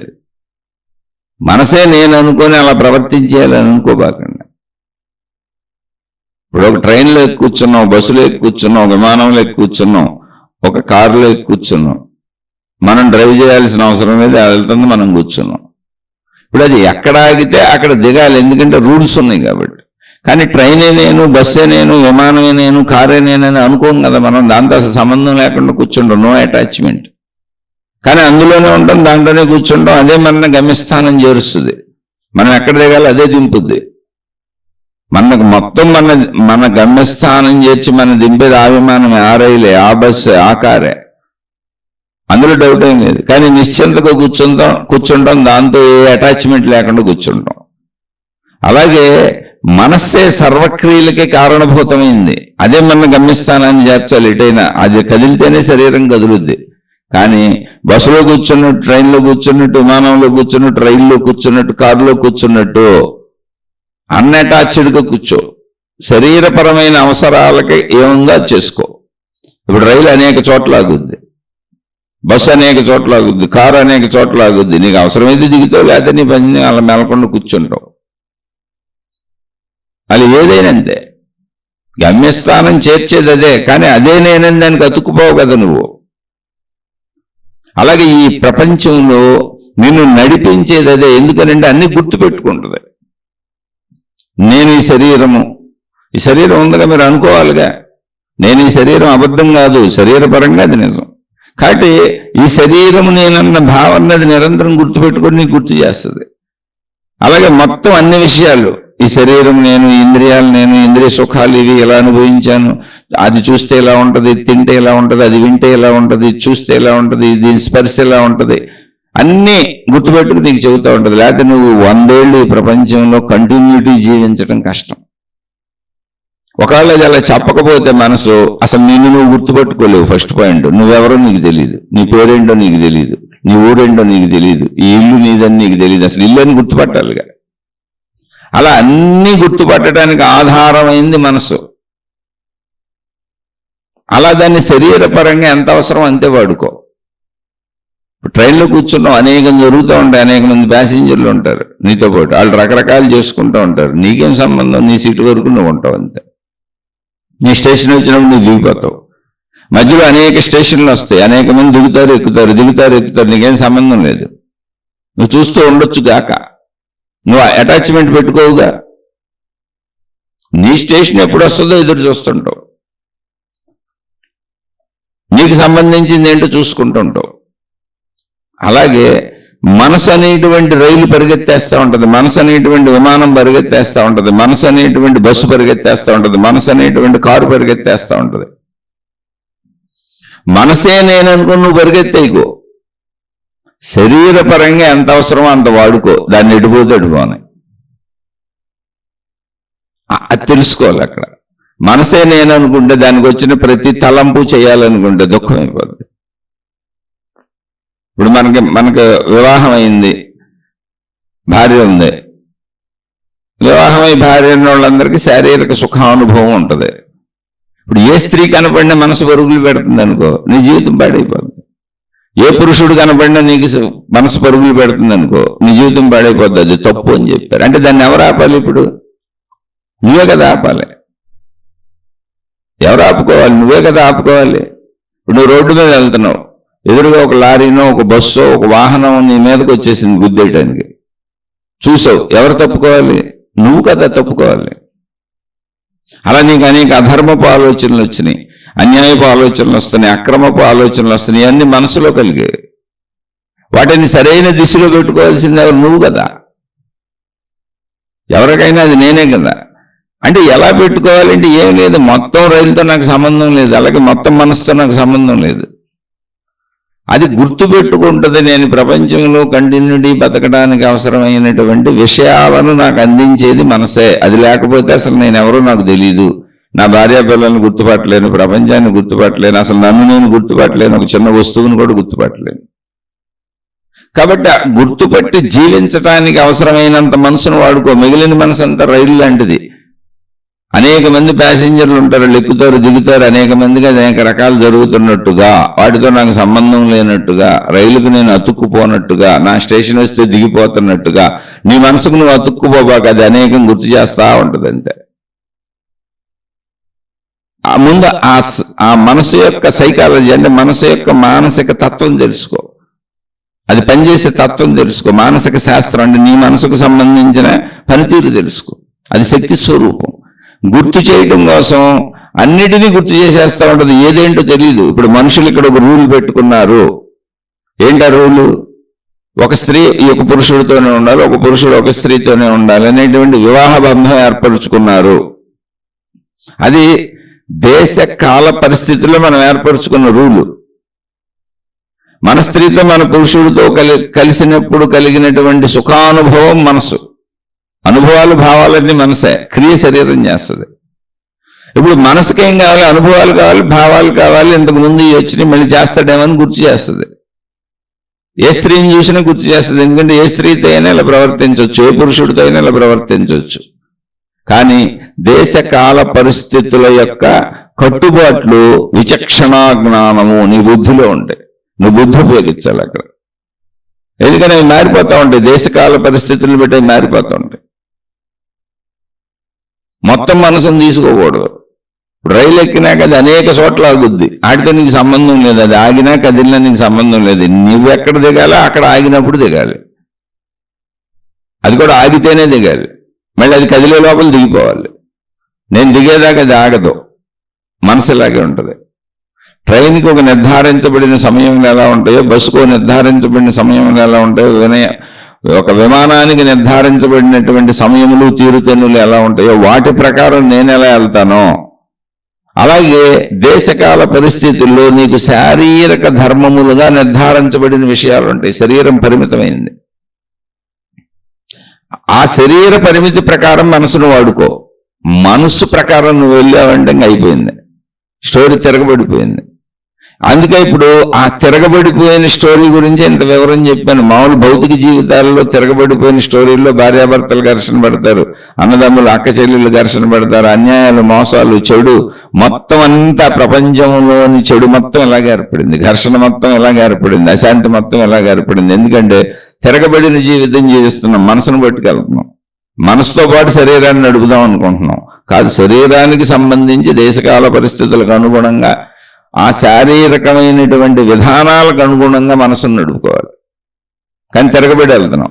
సేమ్ ఇదే భక్తి మార్గాల్లో కూడా వచ్చింది. అందుకే మతాలు కొట్టుకుంటే, మార్గాలు కొట్టుకుంటే, గురువులు విమర్శించుకుంటారు, ఈ గురువులకు సంబంధించిన శిష్యులు కొట్టుకుంటారు, నా గురువే గొప్ప, నా దేవుడే గొప్పని ప్రచారాలు చేస్తూ ఎంత మనం ఆలోచించినటువంటి ఎంత దారుణమైన ప్రపంచంలో ఉన్నామంటే, ఇతర మతాలలో ఉన్న వాళ్ళని ఈ మతంలోకి లాగేద్దామని ప్రయత్నిస్తారు. నయానో భయానో సామధాన భేద దండోపాయాలు ఉపయోగించి. అసలు ధర్మేనండి అది. ధర్మేన ఆలోచించండి. పక్కింటి వాడి భార్యను ఎలైనా లొంగ తీసుకుందాం, ఆవిడతో ఎలైనా సుఖపడదాం, పక్కింటి ఆయన్ని ఎలైనా అట్రాక్ట్ చేద్దాం, ఆయనతో ఎలైనా సుఖపడదాం అనుకునేటువంటి ఒక భార్య, ఒక భర్త, ఒక పురుషుడు, ఒక స్త్రీ, వీళ్ళు ఎలాంటి వాళ్ళు? పక్క మతంలో పక్క దేవుణ్ణి ఆరాధిస్తూ పక్క గురువుతో సాగుతున్న వాళ్ళని ఎలైనా మన దాంట్లోకి తెచ్చేసుకుందామని ప్రయత్నించే వాళ్ళు అలాంటి వాళ్ళు కాదు. ఆలోచించండి. అసలు ఆ చర్య మంచిదేనా? మతాలు నిరూపించుకోవడానికి నా మతమే గొప్పది, నా దేవుడే గొప్పని నిరూపించుకోవడానికి ఘర్షణలు పడి, నిరూపించుకోవడానికి ప్రపంచం మీద పడి, ఇళ్లలో ప్రశాంతంగా కూర్చున్నటువంటి మనుషుల మీద పడి దండయాత్రలు చేస్తున్నట్టుగా దేవుడి పేరుతో, అవి దండయాత్రలే కానీ దేవుడి పేరుతో సాగుతున్నాయి. అందుకని దండయాత్రలు అని మామూలు మనుషులు అనుకోరు. అదేదో ధర్మబోధ ప్రపంచాన్ని రక్షిస్తున్నాం అని చెబుతారు. ఏం రక్షిస్తున్నాం? అందరూ ఏదో ఒక మతంలో ఉన్నారు. ఇప్పుడు ఈ నిమిషం చూడండి, అందరూ ఏదో ఒక మతంలో ఉన్నారు, ఏదో ఒక దేవుడితో ఉన్నారు. అందరూ ఎవరికాళ్ళకి బుద్ధి ఉంది, జ్ఞానం ఉంది, శరీరం ఉంది, వాళ్ళ విచక్షణ జ్ఞానం ఉంది, వాళ్ళ జీవితం వాళ్ళు జీవించగలరు. మరి ఇప్పుడు ఎవరైనా ప్రచారాలు ఆపుతారా? మా దేవుడే గొప్పనేది ఆపుతారా? మా మతమే గొప్పనేది ఆపుతారా? మత ఘర్షణలు ఆపుతారా? అనేది తిరగబడిపోయింది. ఇక్కడ భౌతికంలో ఎలా అయితే మనస్సు శరీరాన్ని ఇడ్చుకుపోతుంది, తిరగబడిపోయింది. మనసు ప్రకారం జీవించకూడదు, శరీర ప్రకారం జీవించాలి. ట్రైన్ ప్రకారం దిక్కకూడదు. వచ్చిన స్టేషన్లో దిగి ఎక్కి ట్రైన్ ప్రకారం ఉండకూడదు. పిచ్చోడు అంటారు, లేదా పిచ్చిది అంటారు. ట్రైన్లో వెళ్ళకుండా కూర్చోవాలి. నా స్టేషన్ ఎప్పుడు వస్తుందో అక్కడికి వెళ్ళాలి. ట్రైన్లో ఎక్కి దిగే మిగిలిన అందరితో నాకు అనవసరం. అలాగే నా శరీరానికి సంబంధించి, నా దేశకాల పరిస్థితులకు సంబంధించి, నా కుటుంబానికి సంబంధించి నాకు అవసరమైన ఆలోచనలు తీసుకోవాలి. లక్షల ఆలోచనలు వస్తూ ఉంటాయి, అనేక వందల వేల భావాలు కలుగుతూ ఉంటాయి. అన్నింటినీ తీసుకోకూడదు. దేశకాల పరిస్థితుల్లో నాకు అవసరమైనటువంటి ధార్మికమైనటువంటి వాటిని తీసుకోవాలి, ధర్మపరమైనటువంటి వాటిని స్వీకరించాలి మనసు నుంచి. మిగిలిన వాటిని స్వీకరించకూడదు. ఎందుకంటే దానికి దేశకాల పరిస్థితులతో సంబంధం లేదు, అసలు అది శరీరంతో సంబంధం లేదు. శరీరాన్ని గుర్తు చేస్తుందంటే అది శక్తి స్వరూపం. శరీరం నశించిపోయినా అది నశించదు. శరీరం ఇప్పుడు ఏ ఊరో ఒక 100 కిలోమీటర్లో, 200 కిలోమీటర్లో, 1000 కిలోమీటర్లో, 1,00,000 కిలోమీటర్లో వెళ్ళాలనుకోండి, టైం పడుతుంది. ఏదో వాహనం వేసుకెళ్ళాలి, గంటలు పట్టచ్చు, రోజులు పట్టచ్చు. కానీ మనస్సు ఒకదానికి, తనకు తెలిసిన దానికి 1,00,000 కిలోమీటర్ల దూరమైన, 1,00,00,000 కిలోమీటర్ల దూరమైన వెళ్ళాలనుకోండి, స్మరణ మాత్రం చేత వెళ్ళిపోద్ది ఆ ప్రదేశాన్ని. అయితే మనసుకు తెలిసి ఉండాలి. అందుకని మనస్సు ఎప్పుడూ కూడా శరీరానికి అన్వయించుకొని అవసరమైనంత వాడుకోవలసిందే తప్ప పూర్తి మనసులోకి మనం వెళ్ళకూడదు. ఇది శక్తి స్వరూపం. అయితే అది ఎప్పుడు గుర్తు చేస్తూ ఉంటుంది. అలానే దాన్ని వదిలేయటం కుదరదు. అది లేకపోతే అసలు మనం బతకడమే కుదరదు, ఇక్కడ జీవించడమే కుదరదు. ఎందుకంటే నేను మనిషిని అన్న ఎరుకే ఆ మనసు చెప్పాలి. కాబట్టి ఒక ట్రైన్లో ప్రయాణిస్తున్న ప్రయాణికుడు, ఒక బస్సులో ప్రయాణిస్తున్న ప్రయాణికుడు అవి ఎన్ని చోట్ల ఆగినా ఎంతమంది ఎక్కి దిగుతున్నా తనకు సంబంధం లేకుండా ప్రశాంతంగా కూర్చొని తనకు సంబంధించిన స్థానం వచ్చినప్పుడు, అవసరాలు వచ్చినప్పుడు ఎలా కదులుతాడో అలా నీ శరీరమునకు సంబంధించిన, దేశకాల పరిస్థితులకు సంబంధించిన, ధార్మిక వ్యవస్థలకు సంబంధించిన, ధర్మపరమైన బాధ్యతలు, కర్తవ్యములకు సంబంధించిన విషయంలోనే మనసు నుంచి తీసుకోవాలి. మిగిలిన వాటిని పట్టించుకోకుండా వదిలేయడం నేర్చుకోవాలి. అది ఎలా తెలుస్తుంది? మనస్సు పనితీరు, శరీర పనితీరు తెలిస్తే తెలుస్తుంది. కానీ మనకు తిరగబడిపోయి మనస్సు నేను అనుకొని మనస్సు వెనకాల శరీరాన్ని పరిగెత్తించలేక దుఃఖపడుతున్నాం. డబ్బు సరిపోలేదు, వస్తువులు సరిపోలేదు, విషయాలు సరిపోలేదు, ఎప్పటికే కోరికలు తీరట్లేదు. మనసు అది శక్తి స్వరూపం, దానికి ఎప్పటికీ అలసటే ఉండదు. కానీ శరీరమునకు నేను శరీరం అని శరీర ధర్మంగా జీవించాలి. ఇదే భక్తి మార్గాల్లోకి వచ్చేటప్పటికి సేమ్ మళ్ళీ అక్కడ తిరగబడిపోయి నా గురువు గొప్ప, నా దేవుడు గొప్ప, నా మతం గొప్ప, నా మార్గం గొప్ప. అసలు నీది ఎవరికి చెప్పాలి? ఆధ్యాత్మికతలో, భక్తిలో, దైవంలో నువ్వు ఎవరికి ఏమీ చెప్పక్కర్లా. ఇప్పుడు దైవం గొప్పవాడు అంటున్నావు, మొత్తం సృష్టికి కర్త నా దేవుడు అంటది. ఏ మతానికి ఆ మతం. మొత్తం సృష్టికి కర్తే నా దేవుడు అంటది. అంటే ఇప్పుడు ఆ దేవుడికి కుదరలేదనా, దేవుడు చేయలేకపోతున్నాడనా, దేవుడు అసమర్థుడనా నువ్వు వెళ్ళి ప్రచారాలు చేస్తానంటున్నావు? నువ్వెళ్ళి ఆ దేవుడు గొప్పతనాలు చెబుతానంటున్నావు. సృష్టికే కర్త దేవుడు కదా. నువ్వు ఆరాధించే దేవుడే మొత్తం సృష్టికి కర్త. అప్పుడు నువ్వు ఆ దేవుణ్ణి తెలుసుకో, నువ్వెళ్ళి ఆ దేవుళ్ళు కలిసిపో. లేదా దేవుడి పక్కన కూర్చుంటాం, కొన్ని మతాలు దేవుడి పక్కన కూర్చుంటామని చెప్పినాయి, అలాంటిది అలా విధానాలు ఏర్పరచుకున్నాయి. కొన్ని మతాలు ఆ దేవుళ్ళు కలిసిపోతామని చెప్పినాయి. ఏదో ఒకటి చెయ్యి, ఆ దేవుడితో పెట్టుకో. నువ్వెందుకు ఆ దేవుణ్ణి మనుషులకి తెస్తానంటున్నావు? మొత్తం సృష్టికి ఆధారమైన దేవుడు అతనే అయినప్పుడు అతను ఇప్పుడు ఏమి చేయడా? ఆ దేవుడు ఏం చేయట్లేదా? దేవత ఏం చేయట్లేదా? నీ గొడవ ఏంటి మధ్యలో? అంటే ఇది మనోకల్లోలము, తిరగబడిపోయింది. అక్కడ ఎంత తిరగబడిపోయిందంటే అసలు ఆ దేవుడు ఏదో చేస్తాడనేది మర్చిపోయి కొంతమంది గురువులు విన్నాను నేను, ఎంత సౌకర్యవంతంగా చెప్పుకుంటున్నారంటే వాళ్ళ దేవుడికి శరీరం లేదంట. అందువలన ఆ గురువు గారి శరీరాన్ని వాడుకుంటూ ఆ గురువు గారి ద్వారా ప్రపంచంలో ఆ దేవుడు జ్ఞానబోధలు చేస్తున్నాడని కొంతమంది చెప్పుకుంటున్నారు దేవుళ్ళు, దేవతల పేర్ల మీద.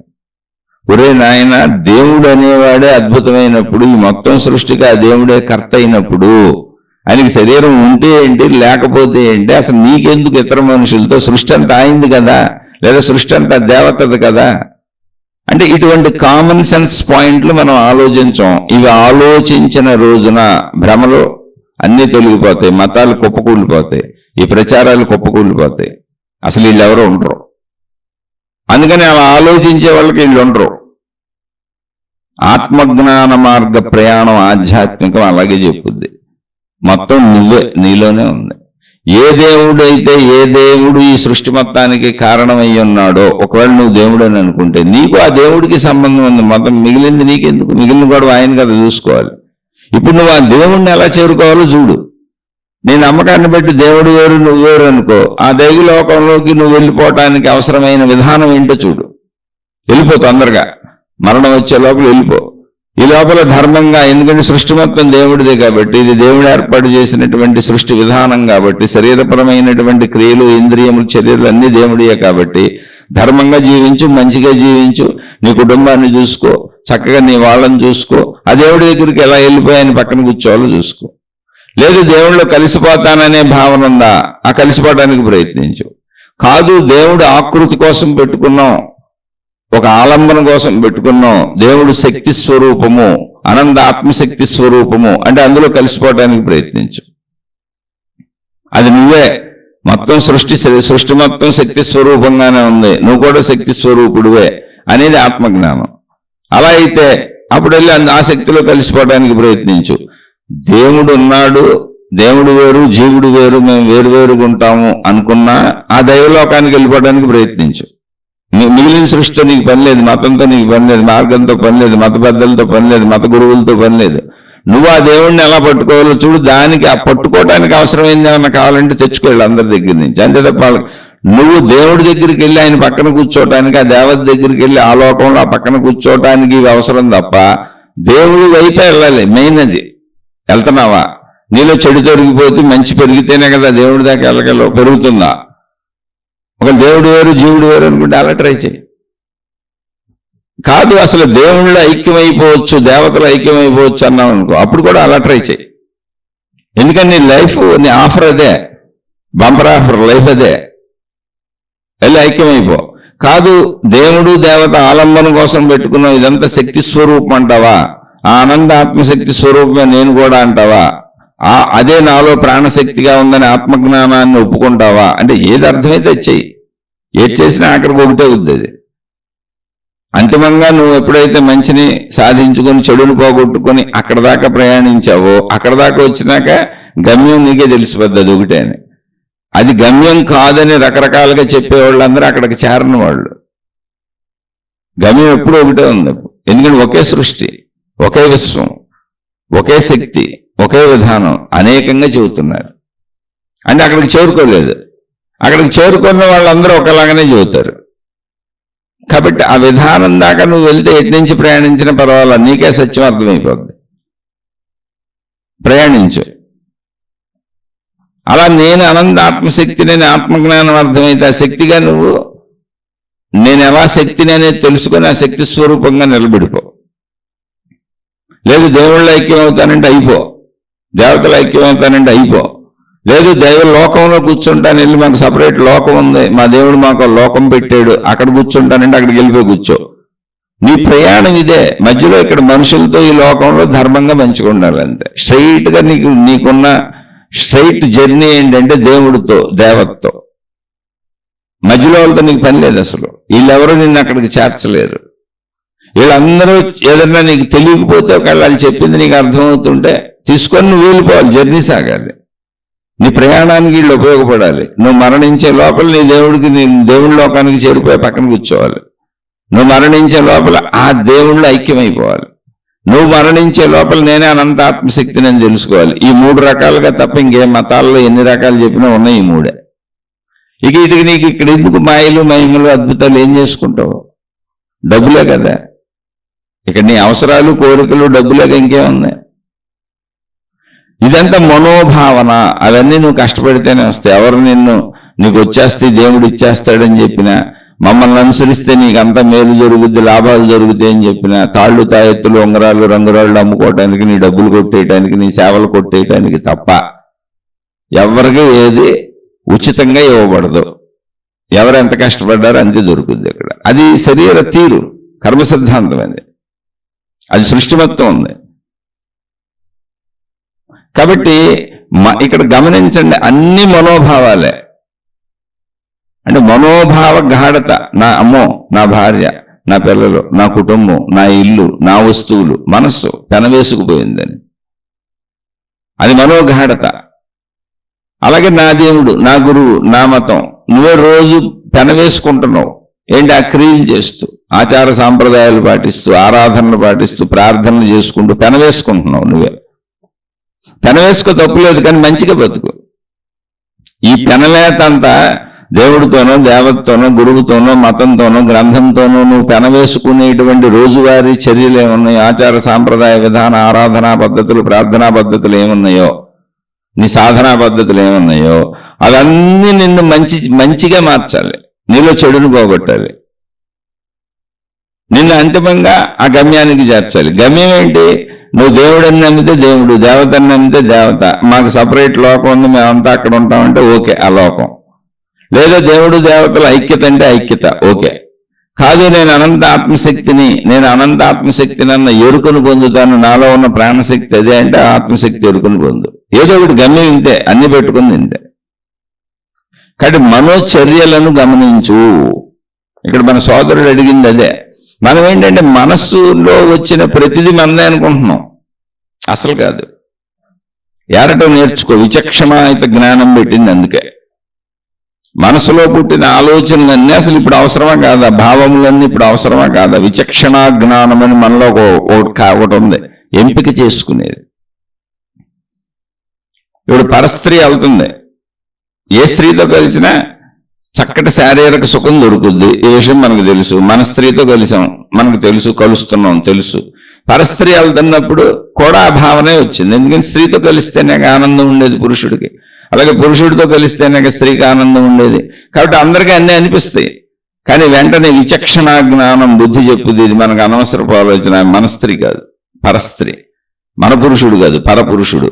అక్కడ ఈ భావాలు చేయకూడదు. ఎందుకంటే దేశకాల పరిస్థితుల్లో మనం ఏర్పరచుకున్న ధార్మిక వ్యవస్థలు ఇది లేదు. కాబట్టి ఇది అనవసరపు ఆలోచన.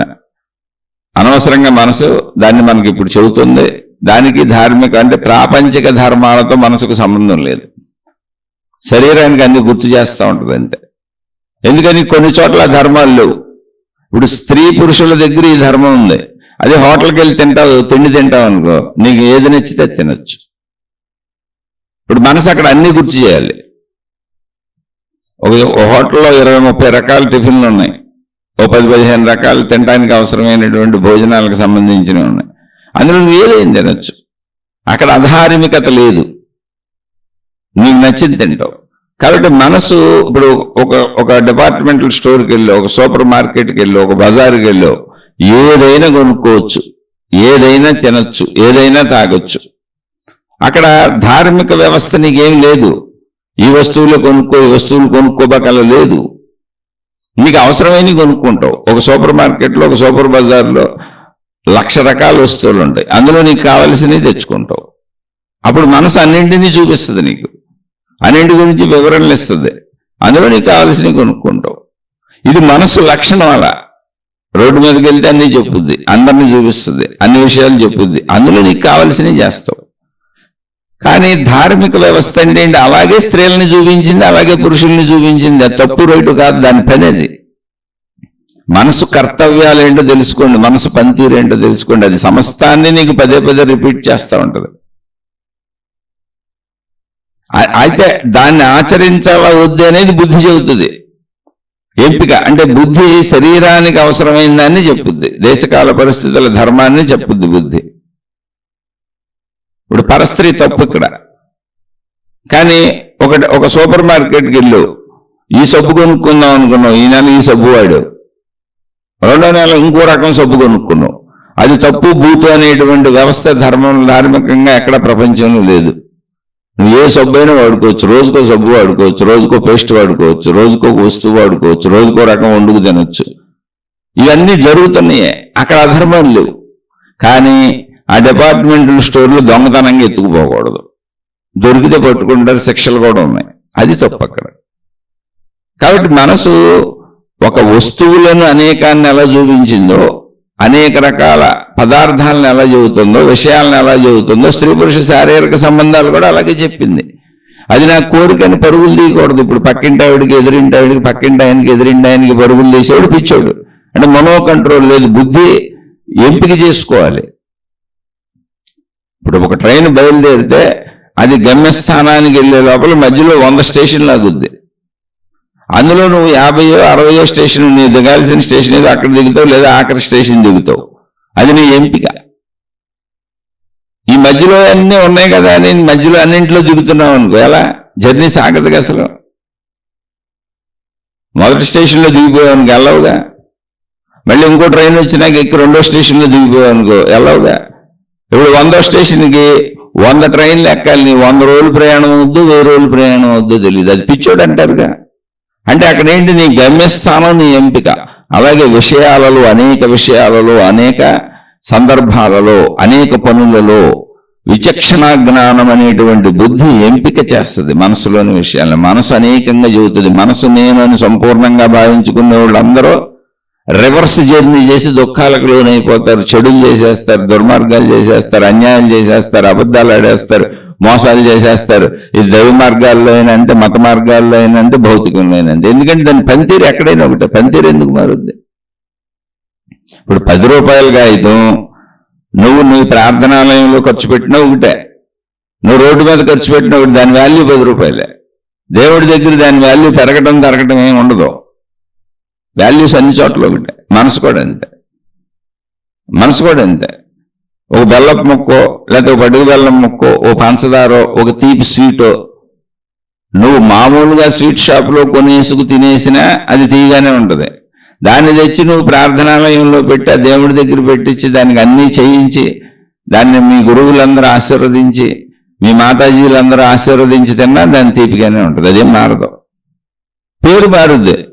బయట మామూలుగా తింటే స్వీటు, ఇక్కడ దేవుడి దగ్గర నీ ప్రార్థనాలయంలో పెట్టి తింటే ప్రసాదం. అంతే, పేరు మార్చారు కానీ రుచి మారదు. పేరు మార్చడం అంటే మనం ఏర్పాటు చేసుకున్న వ్యవస్థ కాదు. వ్యవస్థలో పేరు మారింది తప్ప రుచి ఎందుకు మారింది? అరటిపండు నువ్వు బయట షాపులో కొనుక్కు తిన్నా అంతే, ఇక్కడికి వచ్చి నువ్వు ప్రసాదంగా తీసుకు తిన్నా అంతే. రుచి ఒకటే, రుచి ఒకటే కదా, దాని క్యాలరీస్ ఒకటే, దాని గుణాలు ఒకటే, దాని స్వభావం ఒకటే. ఇప్పుడు నువ్వు డయాబెటిక్ షుగర్ పేషెంట్ అనుకో, బాబు షుగర్ పేషెంట్లు తీపి తినకూడదండి, పంచదార తినకూడదండి, అధికంగా ఏమీ తినకూడదండి, అందుకని బయటకు వెళ్ళినప్పుడల్లా అసలు నేనేం ముట్టుకోనండి. ఓకే, ముట్టుకోలేదు. కానీ మా మతానికి వెళ్ళినప్పుడు, మా ప్రార్థనాలయాలకు వెళ్ళినప్పుడు, మా గురువు గారి దగ్గరికి వెళ్ళినప్పుడు, మా దేవుడి గారి దగ్గరికి వెళ్ళినప్పుడు, మా విధానాలకు వెళ్ళినప్పుడు మొత్తం అది దైవత్వం కనుక నాకు అందులో స్వీట్ అంటే ఇష్టం కనుక అక్కడ అన్ని తినేస్తానండి. ఎందుకంటే దేవుడు రక్షిస్తాడు, గురువు రక్షిస్తాడు, మతం రక్షిస్తుంది, గ్రంథం రక్షిస్తుంది అన్నాడు అనుకో, చచ్చి ఊరుకుంటావు. ఎక్కడైనా దాని గుణం ఒకటే, పనితీరు మారదు. అక్కడ కూడా నువ్వు తీపి తినకూడదు. అసలు అలా తీపి జబ్బులతో చచ్చిపోయిన గురువులు మాతాజీలు బోళ్ళు మంది ఉన్నారు, షుగర్ పేషెంట్లు. వాళ్ళకైతే అసలు షుగర్ తగ్గలేదు, తినపోయినా తగ్గలేదు. ఈ గురువులు దేవుళ్ళని మతాలు ప్రచారం చేసి, మార్గాలు ప్రచారం చేసి, మహాత్ములు అని మత ప్రచారాలు సాగిస్తూ సమూహాలను నడుపుతున్నటువంటి, సమూహాల్లో నడుస్తున్న భక్తులు శిష్యుల గురించి అవట్లా, నడుపుతున్నటువంటి గురువులు మహాత్ములకే సర్వ జబ్బులు ఉన్నాయి. ప్రకృతి ధర్మాలు తప్పవో. ఇక్కడ నేను వాళ్ళని కించపరచాలని కాదు, ప్రకృతి నియమం మారదు అసలు. నువ్వు దేవుడని నువ్వు కల్పించుకున్నావు, మతమని నువ్వు కల్పించుకున్నావు తప్ప యూనివర్స్ అంతా యూనివర్సే, దాని ధర్మాలయ్యా.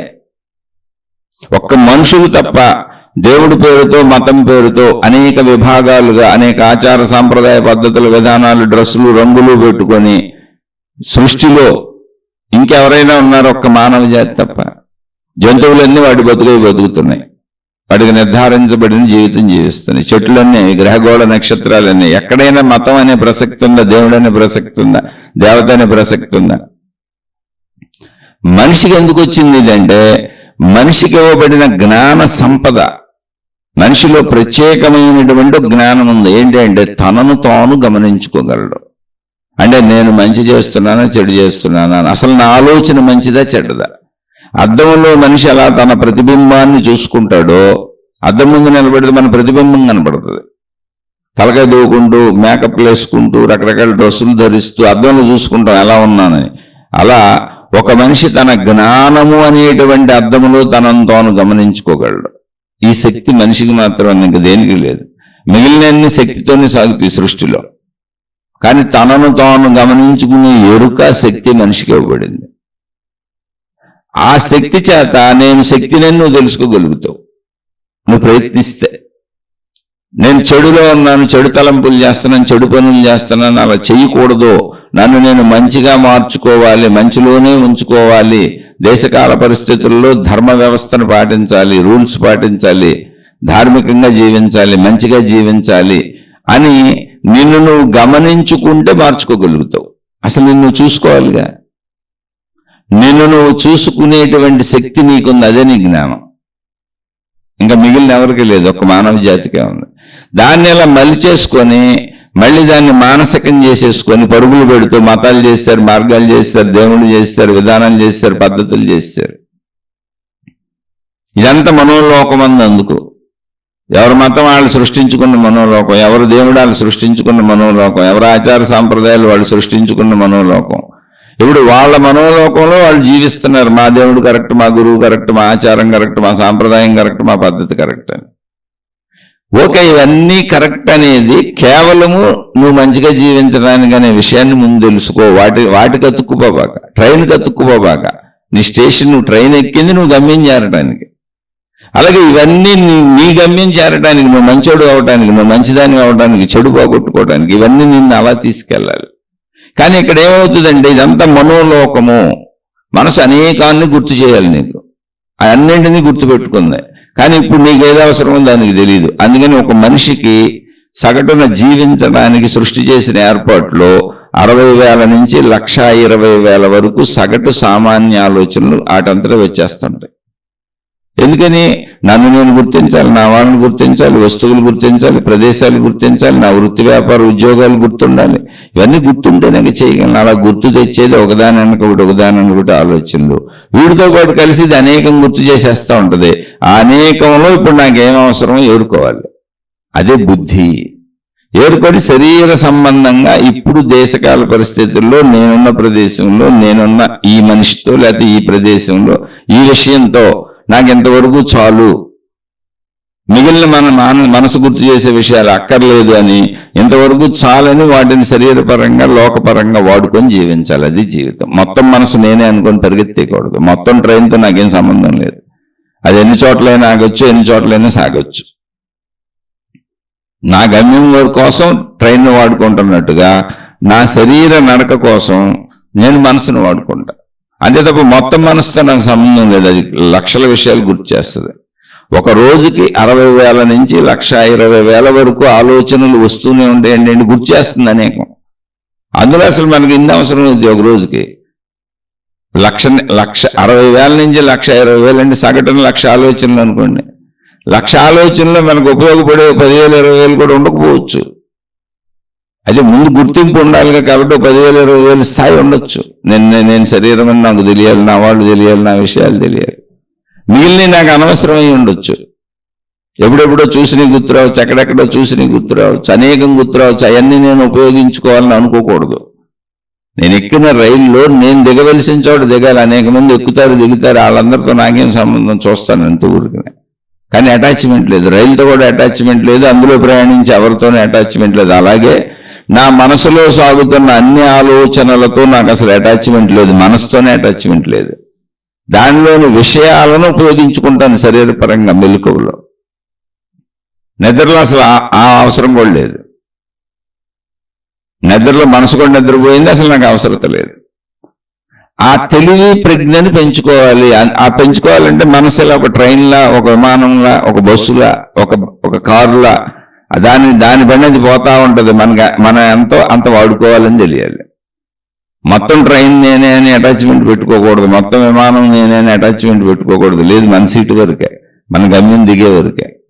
మిగిలిన ఎక్కి దిగే వాళ్ళతో అసలు మనకు సంబంధం లేదు. అనేక మంది ఉంటారు, అనేకం జరుగుతూ ఉంటాయి. అలాగే అనేక ఆలోచనలు, అనేక భావాలు మనసు ఉత్పత్తి చేస్తూ ఉంటుంది. ఎందుకని చిన్నతనం నుంచి ఈ రోజు వరకు మనం చూసినవి, చేసినవి, విన్నవి, సమస్త అనుభవాలు, అనుభూతులు, ప్రదేశాలు మొత్తం అన్ని అందులో జ్ఞాపకాలు ఉన్నాయి. ఇప్పుడు మనకేం కావాలంటే, ఇప్పుడు మనకు పెళ్ళి అయిపోయింది, మనం వివాహం చేసుకున్నాం, పిల్లలు పుట్టారు, మన జీవితం మనం జీవించుకుంటున్నాం. ఎప్పుడో కాలేజ్ చదువుకున్న రోజుల్లో ప్రేమించిన యువకుడు ఇప్పుడు గుర్తొచ్చారు. ఇప్పుడు వాళ్ళు ఎక్కడున్నారో వెతుకుదామని బయలుదేరామనుకో, అప్పుడు ఆ ప్రేమ గుర్తొచ్చి అర్థమేమన్నా ఉంది దానికి. అప్పుడు బుద్ధి ఏం చెప్పుద్దంటే, ఇప్పుడు అనవసరమైన చర్య నీకు, అది కాలేజీ రోజుల్లో పెళ్లి కాలేదు కాబట్టి సహజంగా టీనేజ్ ఆకర్షణలు ఉంటాయి కాబట్టి ఏదో మనం ఆ అమ్మాయి ఆకర్షించింది, నాకు మనసుకు నచ్చింది, ఆ అబ్బాయి నా మనసుకు నచ్చాడు, అప్పుడు ఏదో ప్రేమించుకున్నాం, ఏదో కుదురుతూ వివాహం చేసుకుందాం అనుకున్నాం, కుదరలేదు, పరిస్థితులు తారుమారు అయిపోయినాయి. ఇప్పుడు నాకు ఆ గొడవ ఎందుకు, ఇప్పుడు నాకు భార్య ఉంది, నా భర్త ఉన్నాడు, నా పిల్లలు ఉన్నారని ఇప్పుడు సాగిపోమని బుద్ధి చెప్పుద్ది. కానీ మనసు పాత చింతకాయ పచ్చళ్ళన్నీ తిరగేసుకుంటూ కూర్చుంటుంది. ఎందుకని అంటే అది నిన్ను ఇబ్బంది పెట్టాలని అస్సలు కాదు.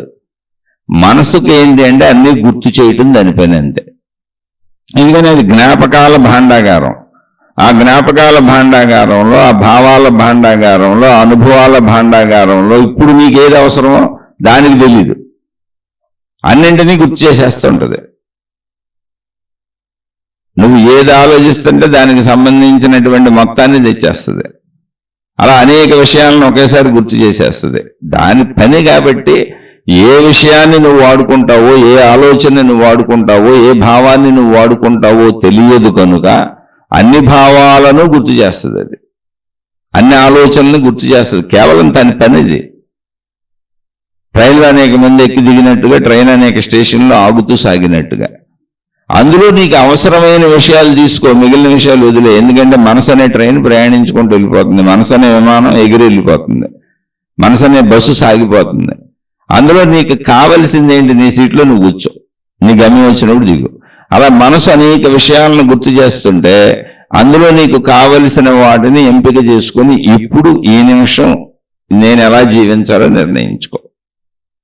మొత్తం మనసు నేను కాదు అనే విషయాన్ని ముందు తెలుసుకో. అలానే మనసు ఇబ్బంది పెట్టట్లేదు, దాని పని చేస్తుంది. ఎందుకంటే అది చిన్నతనం నుంచి ఈ రోజు వరకు విషయాలన్నింటినీ అది గుర్తు పెట్టుకోకపోతే అసలు నేనెవరో నాకు తెలియదు. నేను ఈ శరీరమును అని చెబుతుంది మనసు. నా పేరు ఇది, నా ఊరు అని చెబుతుంది మనసు. నేను ఇలా జీవించడానికి, మనిషి ఇలా జీవించాలని చెబుతుంది మనసు. కాబట్టి అది చెప్పకపోతే నేను జీవించడం కుదరదు. అలా చెప్పడంలో మొత్తం చెబుతుంది. చిన్నప్పటి నుంచి ఇప్పుడు వరకు ఉన్నాయని చెబుతుంది. సినిమాలు చూస్తే అది చెబుతుంది, షికారులు అయితే అది చెబుతుంది, లోకాభిరామాయణం అయితే అది చెబుతుంది, విషయాసక్తి అయితే అది చెబుతుంది. ఇప్పుడు పక్కింటి ఆవిడ ఎదురింటి ఆయనతో లేచిపోయిందని విన్నాం అనుకోండి, అది మనుషులు చేసిందాక మనం కూడా చేయొచ్చు అని చెప్పుద్ది. అని గుర్తు చేసింది అంతే అది.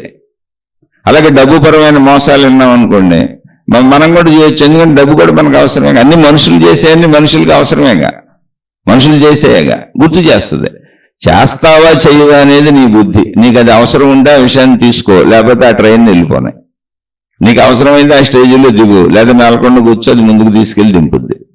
అలా నీ అనవసరాలన్నీ మనసులో ముందు పట్టుకోబాక. మొత్తం మనసుతో నీకు సంబంధం లేదు అనే విషయాన్ని నువ్వు తెలుసుకో.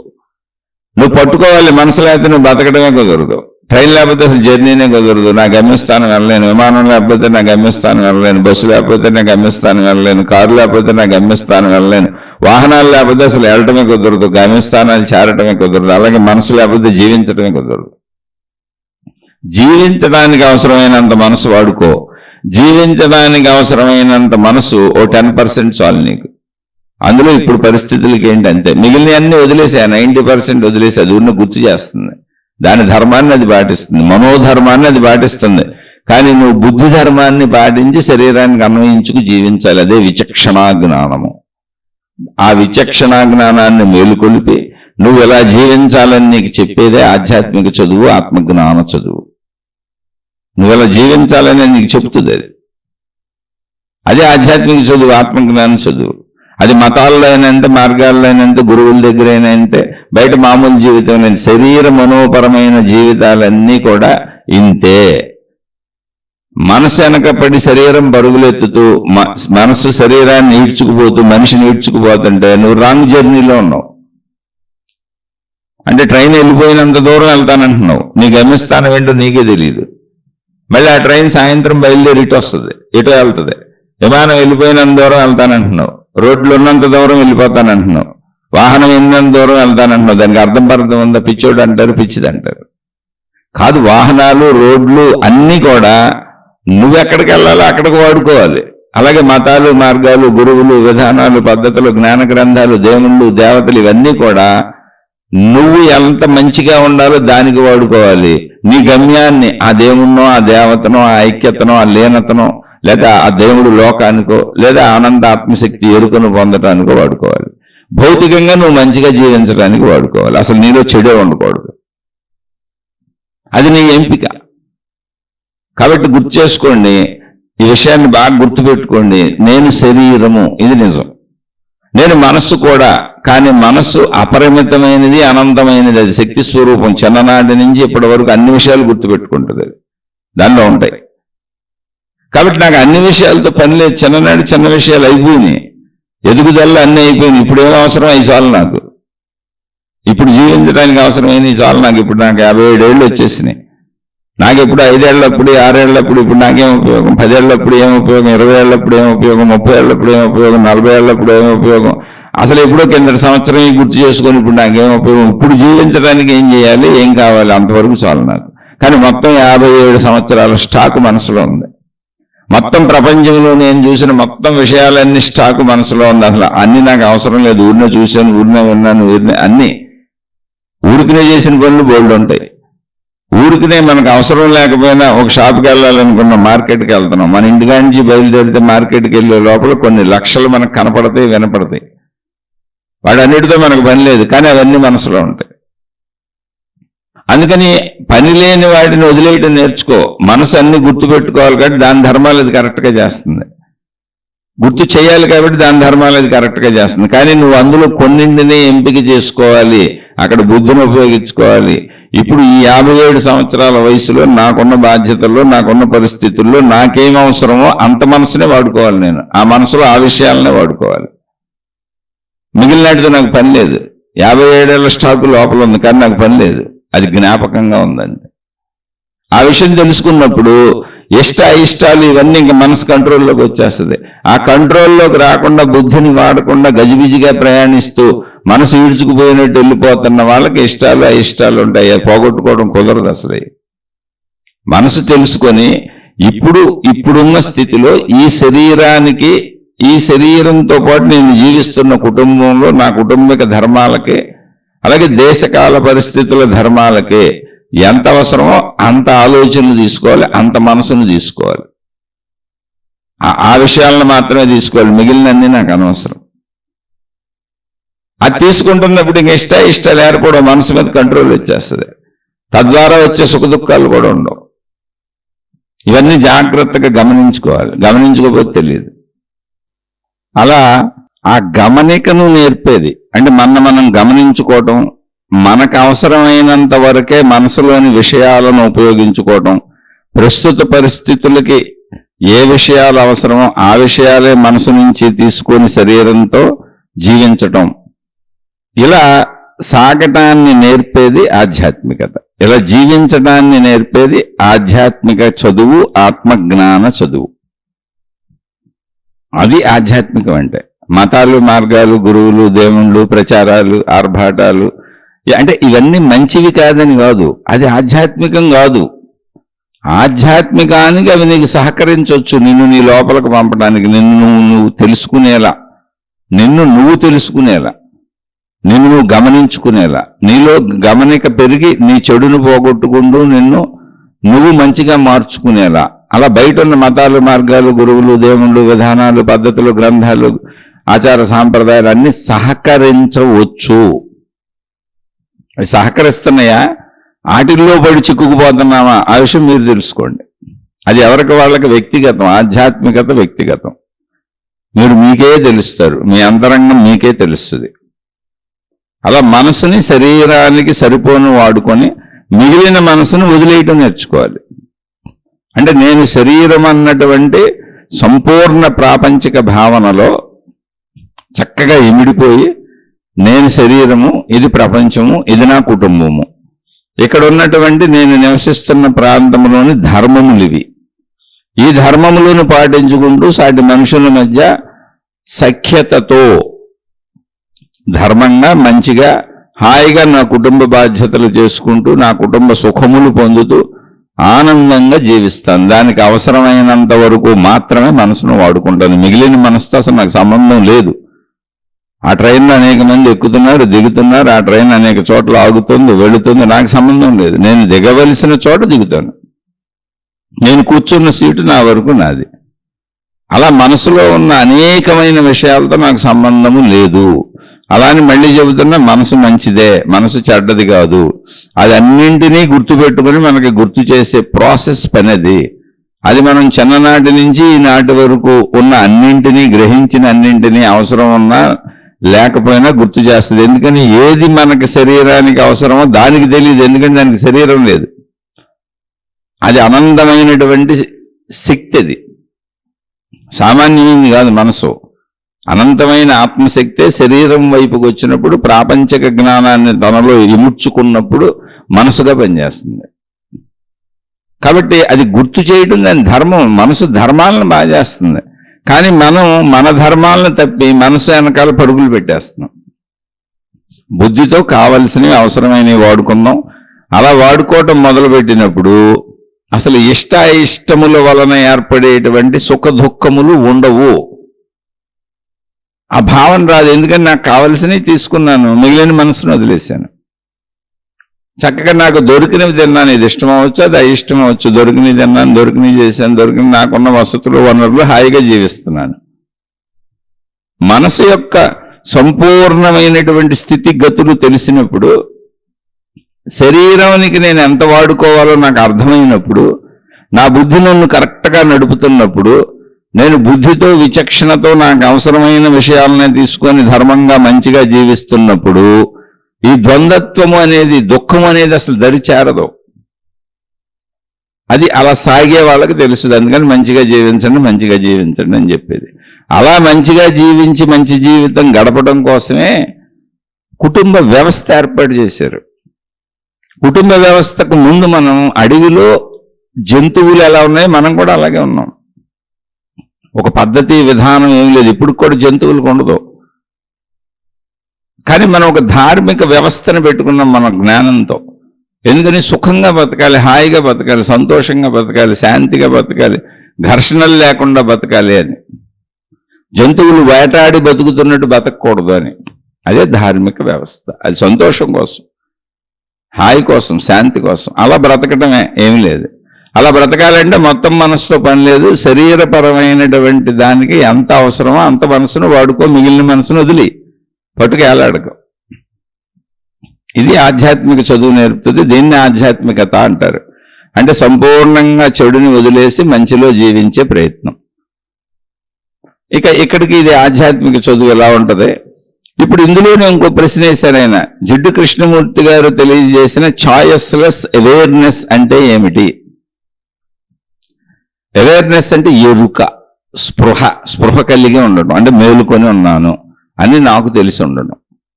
అది ఎరుక, జాగరూకత. అవేర్నెస్ అనేది అది. చాయిస్లెస్ అవేర్నెస్ అంటే ఏంటి? Choice less. చాయిస్ అంటే ఏంటి? ఎంపిక. నాకు ఇది కావాలి, నాకు అది కావాలి. ఇందాక సోదరుడు ప్రశ్నలు అడిగారు. మనసు ఇష్టాలు అయిష్టాలు ఎలా పోగొట్టుకోవాలి, వాటి వల్ల వచ్చే సుఖ దుఃఖాలను భౌతిక ప్రపంచంలో ఎలా చూడాలి అన్నారు. ఈ ఇష్టాల ఎంపికే ఛాయస్. ఆ ఛాయస్ అనేది మనసు చేసే పని. ఎన్నుకుంటున్నావు నువ్వు కాదు, అది అన్ని గుర్తు చేసి చెబుతుంది. ఛాయస్ అంటే మనసు ధర్మం. అది అన్నిటినీ చెబుతుంది. ఇది దీనికంటే బాగుంటుంది, అది దానికంటే బాగుంటుంది, ఇది ఎలా ఉంటుంది, అది ఎలా ఉంటుంది అని చాయిసెస్ అనేకం ఉన్నాయని చెబుతుంది. అంటే ఎంపికలు అనేకం ఉన్నాయి, అనేకం ఎంపిక చేసుకోవచ్చు నువ్వు. అదే ఇష్టాలు. అలా ఎంపికలో మనకు నచ్చనివి ఉన్నాయి, అది కూడా మనసే, అది కూడా ఛాయిస్లో భాగమే. ఇవి నాకు ఇష్టం లేదనేది ఛాయిస్సే, ఇవి నాకు ఇష్టం అనేది ఛాయిస్సే. అంటే నీకు ఎంపిక చేసుకునే స్వేచ్ఛ ఉంది. నచ్చినవి నచ్చలేదని డివైడ్ చేసే స్వేచ్ఛ ఉంది, వదిలేసే స్వేచ్ఛ ఉంది, పట్టుకునే స్వేచ్ఛ ఉంది, ఎంపిక చేసుకునే స్వేచ్ఛ ఉంది. మంచి చెడు నచ్చలేదనేసి స్వేచ్ఛలో భాగమే, నచ్చినవి అనేది స్వేచ్ఛలో భాగమే, ఇష్టము స్వేచ్ఛలో భాగమే, అయిష్టము స్వేచ్ఛలో భాగమే. అదే ఛాయసెస్ నీకు అనేకం ఉన్నాయి జీవించేటప్పుడు. అది మానసిక స్థితి. నువ్వు ఒక మతాన్ని ఎంపిక చేసుకున్నావు, ఒక దేవుణ్ణి ఎంపిక చేసుకున్నావు, ఒక గురువుని ఎంపిక చేసుకున్నావు, ఒక మార్గాన్ని ఎంపిక చేసుకున్నావు, ఒక సాధనని ఎంపిక చేసుకున్నావు, ఒక డ్రెస్ కోడ్ని ఎంపిక చేసుకున్నావు, ఒక బొట్టుని ఎంపిక చేసుకున్నావు, పెట్టుకోవడాన్నో తీసేయటాన్నో ఎంపిక చేసుకున్నావు. జీవితం మొత్తంలో అన్ని ఎంపికలు అనేవి. ఉదయం మెలకు వచ్చిన దగ్గర నుంచి ఎంపికల జీవితం. ఇది కావాలి, ఇది వద్దు, ఇది కావాలి, ఇది వద్దు, ఇది అవును, ఇది రైటు, లేదా ఇది తప్పు. అది మానసికమైనటువంటి చర్యలు. అంటే చాయిస్ అనేది ఎప్పుడు కూడా మానసికమైన చర్య. అంటే చాయిసెస్ ఎక్కడ ఉంటాయి? మనసులో ఉంటాయి. చాయిసెస్ అన్నీ అంతే, మనసులోనే ఉంటాయి.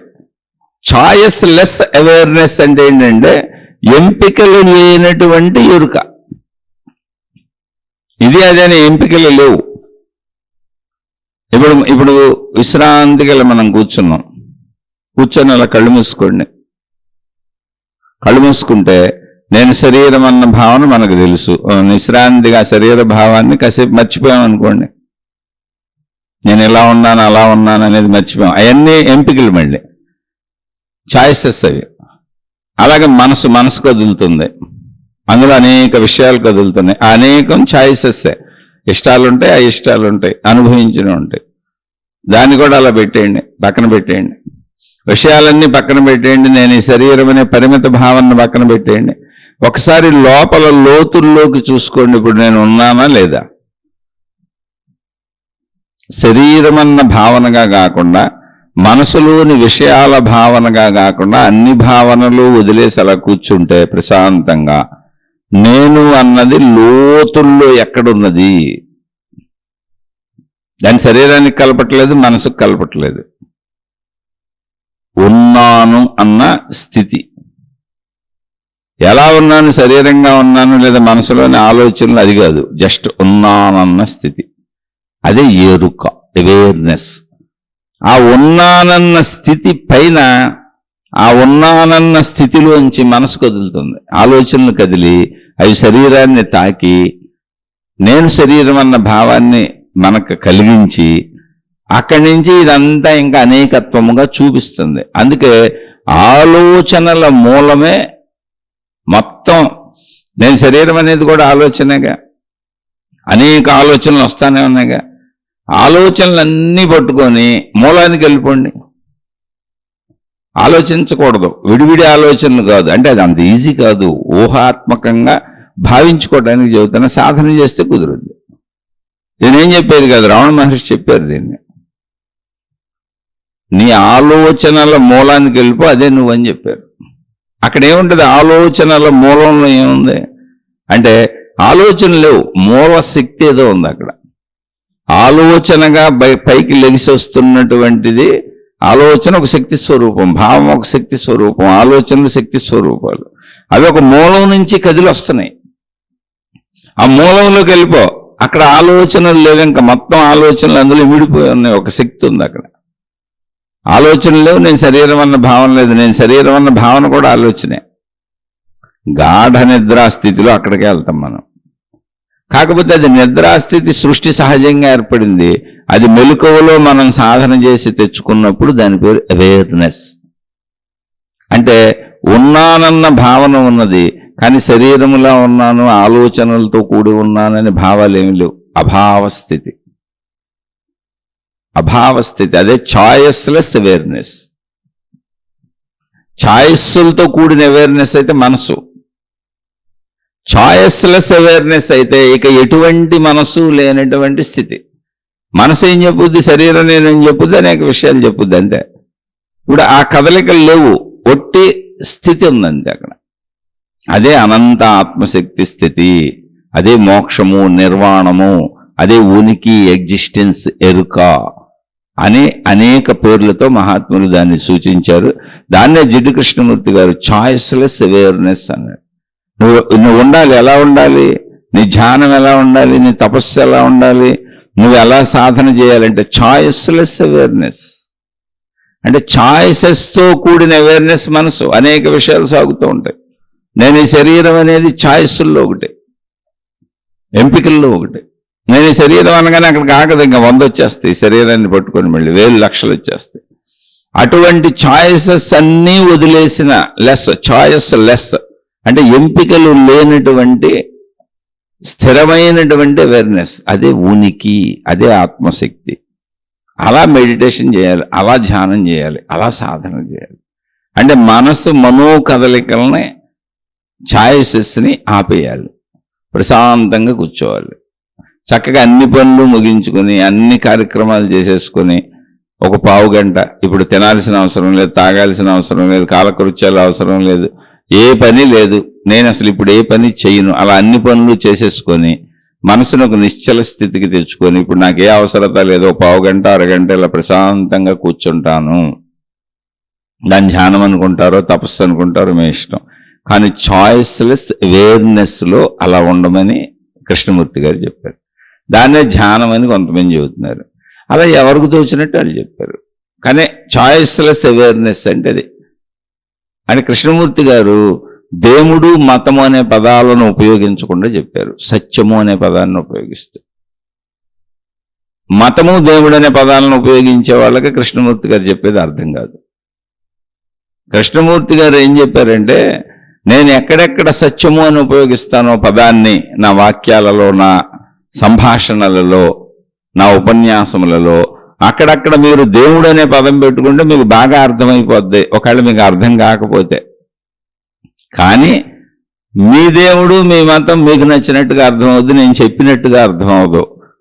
కాబట్టి ఆ దేవుడు అనే పదం పెట్టకుండా నేను చెబుతున్న సత్యము అనే పదంతోనే, ఎలా చెబితే ఆ పదాలతోనే దాన్ని అర్థం చేసుకునే ప్రయత్నం చేయండి, మీకు సత్యం అర్థమైపోద్ది అని చెప్పారు.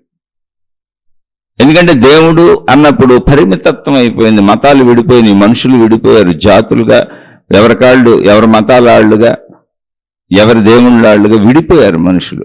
అక్కడ కృష్ణమూర్తి గారు ఏమన్నారంటే, మొత్తం మానవ జాతి అంతా ఒకటే అన్నారు. మనకు తెలిసింది మానవ జాతి, వృక్ష జాతి, జంతు జాతి, మిగిలినవన్నీ జడ పదార్థములు. వాటి గురించి అసలు మనకు తెలియదు. వృక్ష జాతి గురించి మనకు తెలియదు, అనవసరం. జంతు జాతి గురించి మనకు తెలియదు, అనవసరం. మనం మానవులుగా మానవ జాతి గురించి తెలుసు, మాట్లాడుకోవచ్చు కనుక మళ్ళీ ఈ మానవ జాతిని మతం పేరుతో దేవుళ్ళ పేరుతో ముక్కలు ముక్కలుగా విడదీయకండి.